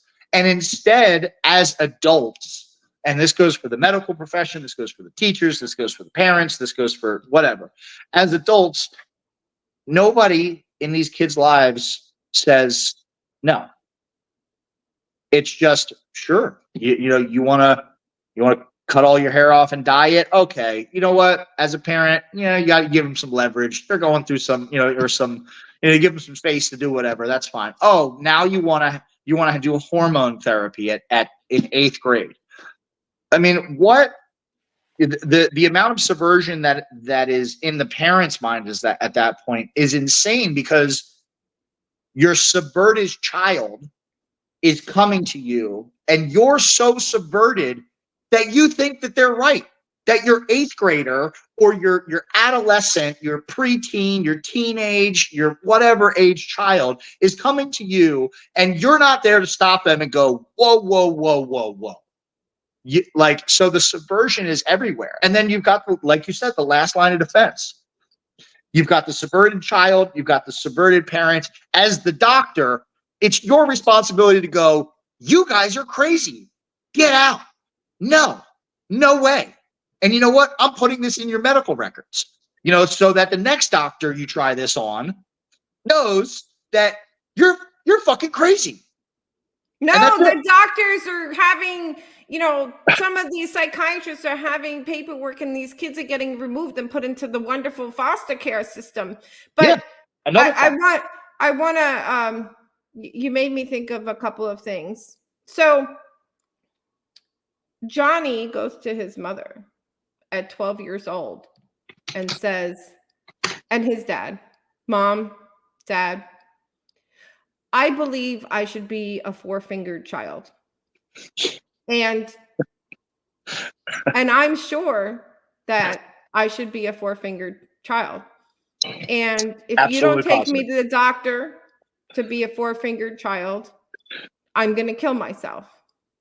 So you go to the psychiatrist, and the psychiatrist says, yes, Johnny believes that he should be a 4-fingered child. And yes, Johnny says he's going to kill himself if he doesn't become 4-fingered. I recommend that you cut off his 5th finger. So then you go to the doctor with the psychiatry paperwork, and you say, Johnny believes he should be a 4-fingered child. We believe him. And this psychiatrist says that he should be a 4-fingered child. We want you to cut off your finger, his 5th fingers. And do you know what that surgeon should say? Get the fuck out. Absolutely effing not. Get out of my office and report them to social services. But you can't do that now, because then, next thing you know, the guy. Absolutely not. That would be like a hate crime if you did that. You can report the parent who won't allow their child to do it and get their kids taken from them. But so if you report some Looney Tune who wants their child to cut their breasts off, then that they would probably come after you for that. At the very least, you would be socially shunned on the internet. At worst, they would come for your job. They would say it's a hate crime. They would attach some free speech law and protective speech law to it. And that's everybody should look at that, and a glaring alarm should go off in their head and go, whoa. I mean, we don't even, and that doesn't even cover all the other aspects of it. The women's sports, but again, we find ourselves here, right? We find ourselves here, and as a libertarian, I know that you're aware of this, but we find ourselves fighting over children cutting off their reproductive organs. Yes, and even when I say that, I have to say this. When I say cutting off the finger, aren't you like, no one's going to do that, but you're going to cut off the penis and their breasts. But you wouldn't cut off their finger because that's the and put a line I would gaping cross. wound into them Right, too. right. Put That's a never gonna, gaping, right, open, right. infested wound that they have to gauge. Like, these are horrific. I mean, this is the type of stuff that you were. I mean, this is the most subverted. It's put it in any other context, like you said, the finger, whatever, and it becomes absurd. And all of a sudden, it's not now because it's about sex. It's about It's about your penis. Yeah, and it's giving about this you, idea of equality and acceptance, to the point where you've got such an open mind that your brain falls out, and there becomes no. I mean, if you can get talking, finishing my other point. Here we are as a culture arguing over this, right? Which is the most just absurd thing to argue about. Meanwhile, we have a government that just continues to wage war, to print money, and all of these big issues get in the media no coverage. I mean, nobody talks about the debt in the media. Nobody talks about American imperialism, and neocons and neoliberals in the media. So they don't talk about this, but they'll talk about this all day, and it forces all of us to participate in this low-hanging fruit battle where we're talking about the most unproductive thing and arguing, and we're in a stalemate. Yeah, well, I mean, I'm sure we'll eventually triumph over it, but we wind up spending so much time and energy. Meanwhile, the federal government continues to just be a absolute runaway train financially. I'm sure we've hit it, or we're almost there, at $36 trillion in debt. And it's like, and here we are as a culture talking about, should we let kids cut their penises off and their breasts? And it's like, it's all related. It is all related. But it's all the same culprits. It's just it's the magicians. It's the magician's work. It's the sleight of hand. They're getting you to pay attention to these issues that are so obscene and retarded and just totally bogus. But you have to fight it. You have no choice. You can't let them do that to kids. We couldn't let them keep kids in masks forever. We had to go fight that battle. But meanwhile, you have all the other things that happen, and it's going to take a heightened level of awareness at the individual level. It's going to take much more on the ground action with small groups, kind of mobilizing and getting out and speaking, because but the same people that are doing this are the same exact people that want to go wage war. Yes. So we've got to get through all these barricades until we can get there. But I mean, people eventually need to see the point that all of these people need to be replaced, and that the system needs to be scaled back tremendously. I mean, unrecognizably scaled back. But we've got and that's one thing I will say. Looking at this presidential campaign, the one thing that did get me excited was Ron Paul talking about it, and was Ron Paul talking about the potential to work with President Trump if he is to get in office. I have mixed feelings about President Trump. You mentioned Operation Warp Speed. I'm not okay with that. I'm not okay with the CARES Act. I'm not okay with the bump stock bans. I'm not okay with a lot of what he did.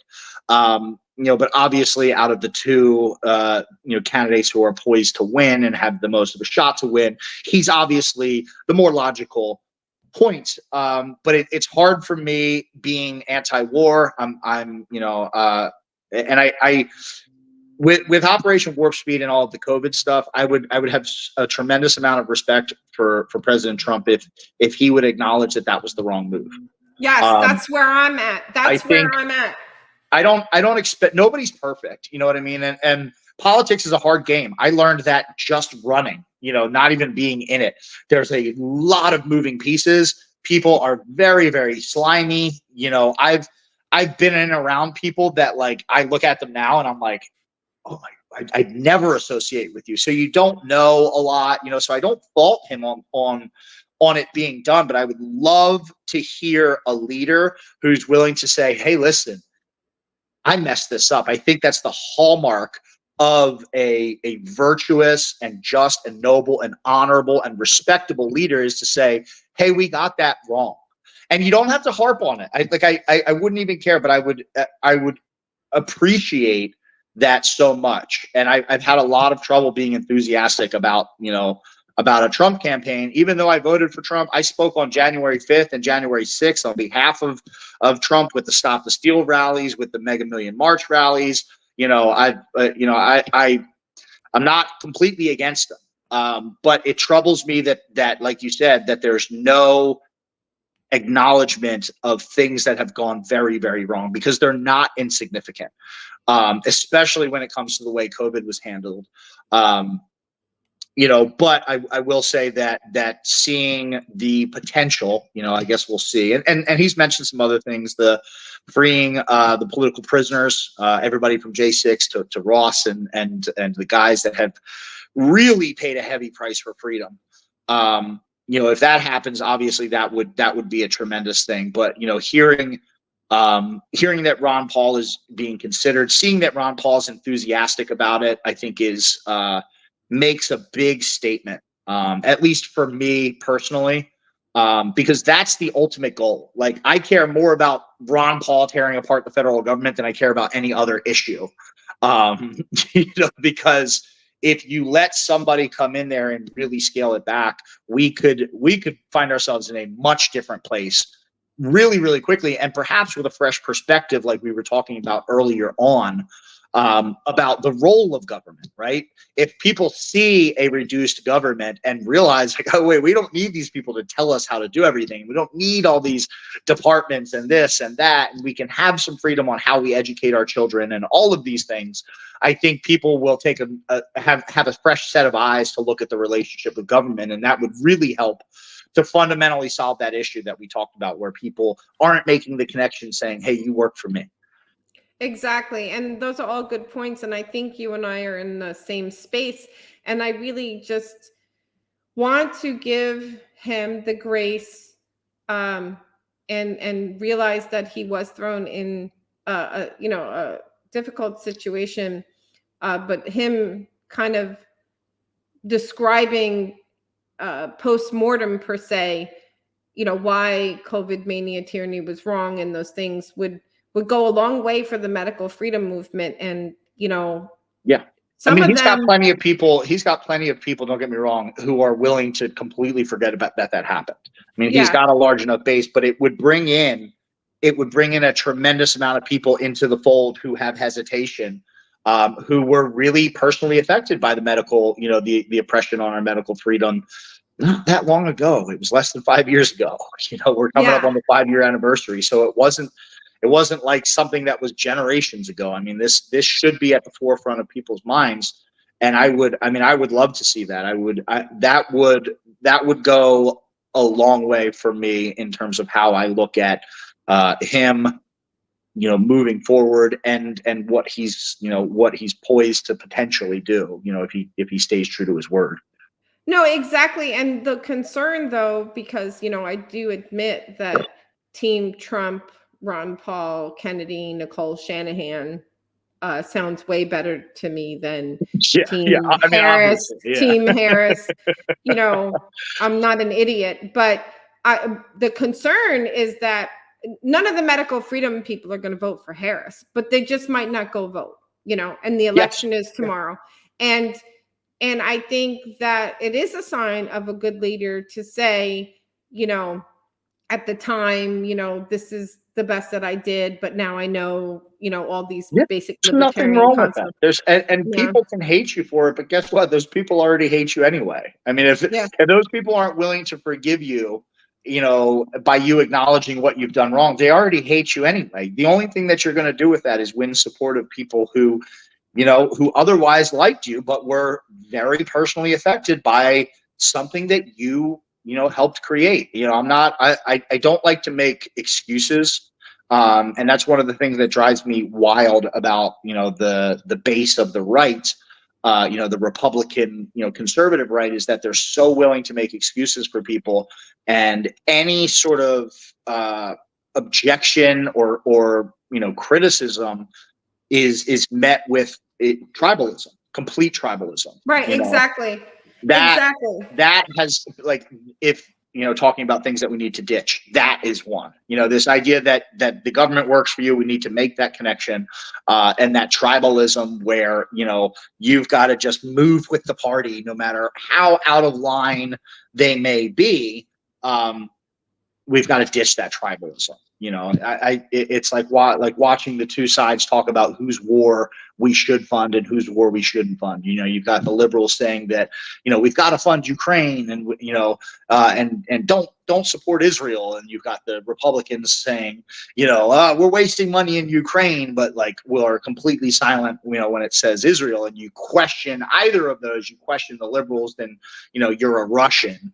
And if you question the Republicans, you're a terrorist, and it's like, man, do we not see what you're both doing here? And you've got everybody in the middle who's just looking at it from an individual standpoint and looking at it and saying, hey, is this congruent with our American values? And they're saying no, and both sides are disenfranchising them, to the point where maybe you'll see more of a third party from it. I wouldn't be opposed to that, but I would love to just see the ditching of the tribalism to where people can look across and look at other ideologies, no matter how much you may disagree with it. As long as it's coming from a good place, we should be able to kind of cross over a little bit and see things and say, hey, maybe with this policy we can be a little bit more left leaning, but this is as far as we'll go with it. There's no, we can't just keep pushing the Overton window. And maybe with this policy, when it comes to our children, guess what? There is no leftism for this one. We're staying here.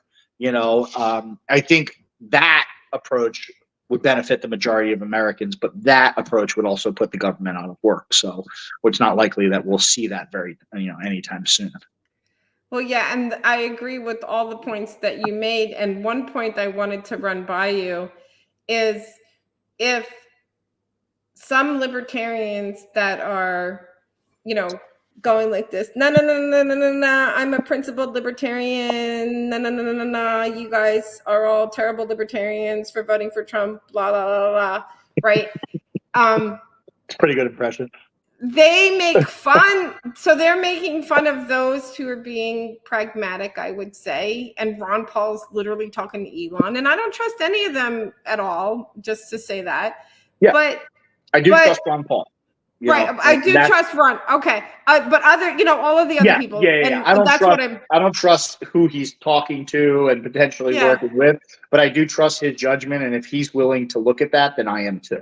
Of course, and he should. And remember, Ron Paul's a Republican. But anyway, so the thing is, if those people, those principled libertarians that are literally having cows right now, but they make fun of Democrats and Republicans for towing party lines, but they want us to tow the Libertarian Party line. It's the same bullshit, right? Yeah. You're acting like the Republicrats and being a bunch of linos because I don't even get it. That's the thing.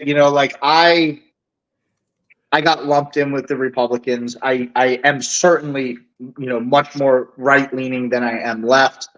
I would say I'm even further right than most Republicans on a lot of issues, but I'm very limited government. So from the beginning, that was the bulk of people who supported me, through the initial phases of COVID and stuff, and the vaccine mandates and BLM and all of these things that we started to speak out about were Republican. But it was very funny when I ran for Congress because before Republicans opposed the war in Ukraine, they were on board with it too. If you remember the war hawks like Dan Crenshaw, they were all showing the fantastic stories of the ghost of Kiev who never existed, and they were posting video game footage on Twitter saying that it was, dog fights in the air. So the Republicans were on board with it too. And that was when I was running for Congress. And I remember sitting at a town meeting. It was a GOP meeting. They were introducing the candidates. And I was sitting there at the table, and we spent like 20 minutes, the head of the meeting, talking about how we needed to support Ukraine to fight back against Putin and all of those things. And I mentioned in my introductory speech when it got to that, and I got to talk to the crowd, and it was a packed place. I said, I'm not going to lie to you. I said, I don't support Ukraine at all. I said, I'm not going to pretend. I ran an honest campaign. We made a lot of mistakes, but one thing I wasn't going to do is I wasn't going to, just say stuff. And I said it. I said, I don't support Ukraine. I said, I don't think it's our business. I said, if you look and do just a little bit of reading, like the instability and stuff in the area is like kind of because we've been over there, among other factors. Right. And that was wildly unpopular, lost me a ton of support, and then whatever, people kind of forget about it. And then last year on October 7th, I put out a tweet. And I said, it's pretty amazing. I forget what I said, but it was pretty amazing that that a bunch of, desert dwellers and cave dwellers can ride giant fans over the Iron Dome. I just don't know how that works. This doesn't seem right to me. And immediately I was hit with 2 cancellations for sponsorships that are in the conservative sphere. I was banned from speaking events for the Reawaken tour, which was a big sort of conservative thing. I no longer got any invitations to Mar-a-Lago and speaking events for most Republican events. Turning Point USA and all these other places that would like invite me as a guest or whatever, no longer called. And that was, I already knew about the tribalism, but that was like, I lost 50,000 followers on Instagram over the course of a year, just saying, hey, maybe we shouldn't bomb kids, wow, boy, did you get, yeah. I got, they labeled me, there was a media campaign led by StopAntisemites.org and Media Matters. It was produced in Newsweek, Forbes, Philadelphia Magazine, and a whole bunch of other articles saying, and they went after Trump because the events I would speak at, Trump or one of his sons would speak, and they went after Trump and did this big media campaign against me. Because I had questions about certain things, or said, I said, hey, maybe Israel isn't our greatest, we seem to get in a lot of trouble. We're kind of getting pulled into another Middle Eastern conflict, and everybody said that I was crazy for saying that. But it just, making the point, the tribalism is really scary. And we've got to, whether you're a Republican, whether you're a Democrat, whether you're a big libertarian, big L libertarian, a little L libertarian, an anarcho-capitalist, we've got to start having some better ability to not just label ourselves in this like one finite political ideology, because maybe there's a day that we can all figure something out where it all works perfectly and the system has no flaws, but we haven't ever had that. Government is always going to be inherently flawed because it's a system built of people. And there's going to be, strengths and weaknesses of different forms of government and different political ideologies. And there's ones that are really, really bad. But there's a lot where, you can learn from, you're a typical Republican. There's a lot that you can learn by talking to a libertarian, because guess what? On a lot of issues, you guys are going to agree. You guys are going to agree on gun laws. You guys are going to agree on freedom of speech. You guys are going to agree on this stuff, for most libertarians. You've got some libertarians who have some wild ideas, and that's fine. You've got some Republicans who've got some wild ideas. But if we start connecting on those issues across party lines, what people will start to realize is that there's much more in common between, we agree actually on 98% of the issues. You poll 100 people, 100% of them are going to say that they want a safe community for themselves and their family and their kids. 100% of those people are going to say that they want to have a free market that is, open and not regulated and not be filled with insider trading and corporate, sort of favoritism, and people want their dollars to not be inflated away. People don't want to pay a lot of taxes. Like, all of these things we all agree on, Yes. but they've got us fighting over masks, transgenderism, abortion, and like a couple other like small things. And if just talking about the libertarians and the conservatives for now, but if they were able to tear down the walls of like the things that they clutch to, and just table those conversations for a while, they would wind up probably never getting to those conversations, and you would open up a much stronger voting block of people who have ideology, but also have the openness to understand that it doesn't have to be, a hard line. This is my box of whatever it is. And I can't agree or even consider anything else that you're saying if it doesn't fit within the confines of my prescribed political ideology, because that's what it is, especially for most of the conservatives and the liberals these days. Is it's a prescribed ideology. I mean, the conservatism of today would be laughed at by any conservative 50 years ago. So these are, a lot of this isn't even genuine thought. It's like, oh, well, I agree with X, Y, and Z, so now I agree with all of this, and I'm going to build my life around it. I'm going to build my, my habits and everything. I'm going to build my identity on it. That is just not, I don't think that in the end, that's not a constructive way for us to behave as free citizens. We have a responsibility to be educated. And you can't be educated inside an echo chamber of a bunch of people who just agree with you. Exactly. And I commend you again for being canceled again because you spoke truth to Republican power. And I agree with you. What unites us is far greater than what divides us. And people just want food, water, clothing, shelter, and purpose. And when we have socialistic ideas, that starts to remove humanity's purpose. And that's when we get into big trouble. And we have to remember in this unity ticket, which I hope works out, Nicole Shanahan is now listening to Ron Paul, and Tulsi Gabbard became a Republican, and Kennedy is a Kennedy Democrat. And so the more we push towards liberty and the more we move away from the duopoly, the better life is. So total kudos to people like you who really stood against the boot of tyranny. As you were talking, I literally, sometimes when you were telling your story, I literally like pictured the boot of tyranny on your head. Looming over top, No, like slamming your head down, like it was just the shadow, and then me looking up, and just being stepped on. Like I gotta get someone to make a meme. It was just so profound, and again, you did it again, and you spoke truth to the Republicans, and they, canceled you. Like you've suffered those consequences, but Liberty Speaks is of course small potatoes, but we're so grateful to have you on here. Can you tell?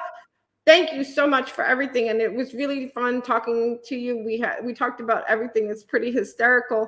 But how do we find you, and what are you up to? And tell us about your book for a few seconds. And just so you know, we always outro with the Free Raw song by Jordan Page, Until He Gets Free. Oh, here's your book. Yay.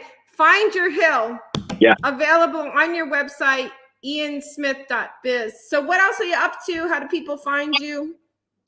So I wrote the book. The book was originally a story about the gym, and because it just kind of went on and went on and went on, it took a while to write. But on the back end of it, after I ran for Congress, I just wrote about it, and it turned into, I guess you could call it a short memoir. It's a really easy read.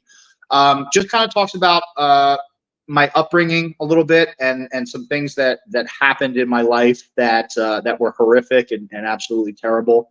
It's really easy to tell the story of like, the COVID, Ian, the COVID, the guy who opened his gym. It's easy to tell the story when you're the hero and you've done something good. But I think I'd be doing an injustice if I wrote about the gym and just glorified it and showed you, all of the good I've done, because the reality is that I've messed up a lot in my life. And the reality is that most people have. And the last thing I would ever want to do is paint a picture where somebody reads it and go, I wish I could do that. because they're carrying around some sort of baggage, some failure, some mistakes, whatever it is. You know, I'm a man who's made a lot of bad choices, and they've led me down some pretty dark paths, and they've hurt not only myself but others, others who I love, people who I didn't know. So I tell the story about that, my time in prison, and how I really came to appreciate freedom when I had none, you know, justifiably so. You know, so I talk about that and how that kind of shaped my worldview, and then, you know, just an inside look into what it was like. You know, a lot of it we talked about, but, you know, kind of talking about the mindset and the scary parts of COVID and what went on. And then I talk about what it's like to run for Congress, and what it's like to get involved at the political level, and how, or at the local level, and how politics really does matter. But that we have this tainted picture of it where, you know, and we just talked about the presidential election, and not that it's not important, but we tend to forget how much more important our local and our state elections are, and how much more of an impact you can have with the amount of time, energy, and money you put into those races. Yeah, so the book's about that. It's really just a call to action. You know, if the summary of the book is, if you would have asked me 5 years ago if I could have ever had the impact on the world that I have, you know, I would have said no. I would have said the same thing that everybody tells ourselves. It's the biggest lie that we all tell ourselves, at least at one point or another in our lives, and it's just, I'm just one person, right? And that's such a damaging statement to your confidence, and to your decision making going forward, because you've convinced yourself that somehow what you do doesn't matter. And the reality is, I could have decided not to open the gym. I could have laid my head low, got through it, you know, whatever it is. And nobody would have faulted me for that. You know, a lot of people did that. They complied and whatever, and that's no disrespect to them. But, you know, I was just some obscure small business owner in a sleepy town in South Jersey, and then all of a sudden, you know, the entire country and a lot of people around the world knew my name and were inspired by what we did. And that choice could have came and went very quickly, and I could have told myself it didn't matter, right? Oh, what does it matter if I open my gym? Nobody knows who I am. But, you know, look what happened. So it's important to remember that, because you don't know when that choice is coming, that monumental choice, you know, that decision to say no or yes to something that requires a little bit of bravery and courage and faith, and determination and some hardship and maybe some sacrifice. It can change your life for the better in ways that you'll never know. You'll become a person that you won't even recognize in a good way. And I can speak on that with authority because I've witnessed it in myself. So that's sort of the message of the book. So you don't need to buy it. But if you want to, it's at my website, iansmith.biz. I do sign them all and send them out. You can get them on Amazon too, but you won't get it signed. And you can find some other stuff on there. There's a calendar on the website, lets you know when I'm speaking at certain places, contact information if you ever want to get involved. And, you know, what I've been up to since I moved down to Florida. I have a beautiful, healthy 19-month-old boy. So I'm experiencing dad life for the first time. And after I sold the gym, I got involved in multiple other ventures. I own a TRT clinic that does telehealth. I sort of talked about that earlier. A CBD company that manufactures 100% THC-free CBD designed for athletic or active people. Pain relief, all that good stuff. We actually work with a lot of vaccine-injured people as well. It turns out a very high dose of CBD and CBG, does wonders for certain types of vaccine injuries, neurological damage, stuff like that. And then I own a local fencing company here in North Florida where I live now. So just kind of getting back to life and working on staying engaged in the local community here. I live in a beautiful area, and it's very important to me that it doesn't turn into New Jersey. Well, you are truly a blessing. And I think that some good points that you made is that God put us here, and each one of us have a certain amount of talents, and we're supposed to use those talents to do our missions. And we should not be fearful in our day-to-day life to do things that we know need to be done. And I'm super grateful for everything that you have done for this country and this world. And it absolutely matters to the doctor in Delaware that you didn't know existed. and probably many other people. Hey, I'm just the gym owner that nobody knew existed either. So exactly. And you guys should support him and buy his book. And, as you know, one of the other beautiful things about being a Christian is that if you ask for the forgiveness of your sins, Jesus died for us. And so once you do ask for forgiveness, you shouldn't argue the point with Jesus, meaning that you should throw it up to God and let it go. So we've all had a lot of trials and tribulations, but do your missions or Jonah's whale's going to eat you guys. So you got to do what you're supposed to do in this world.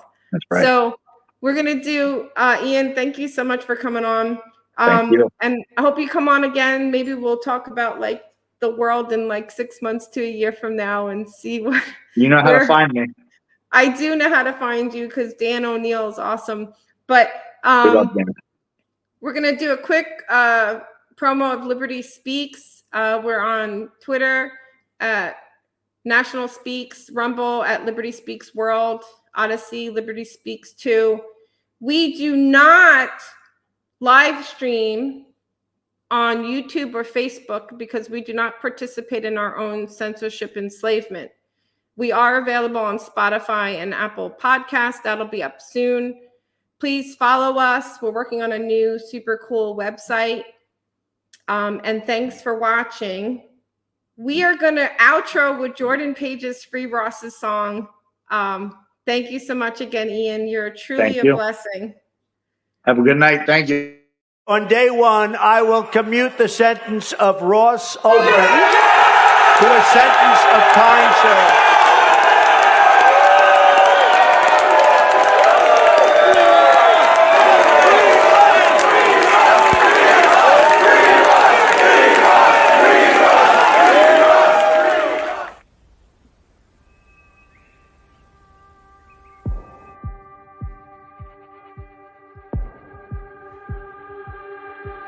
Is there anywhere on earth where a man can still be free? Will he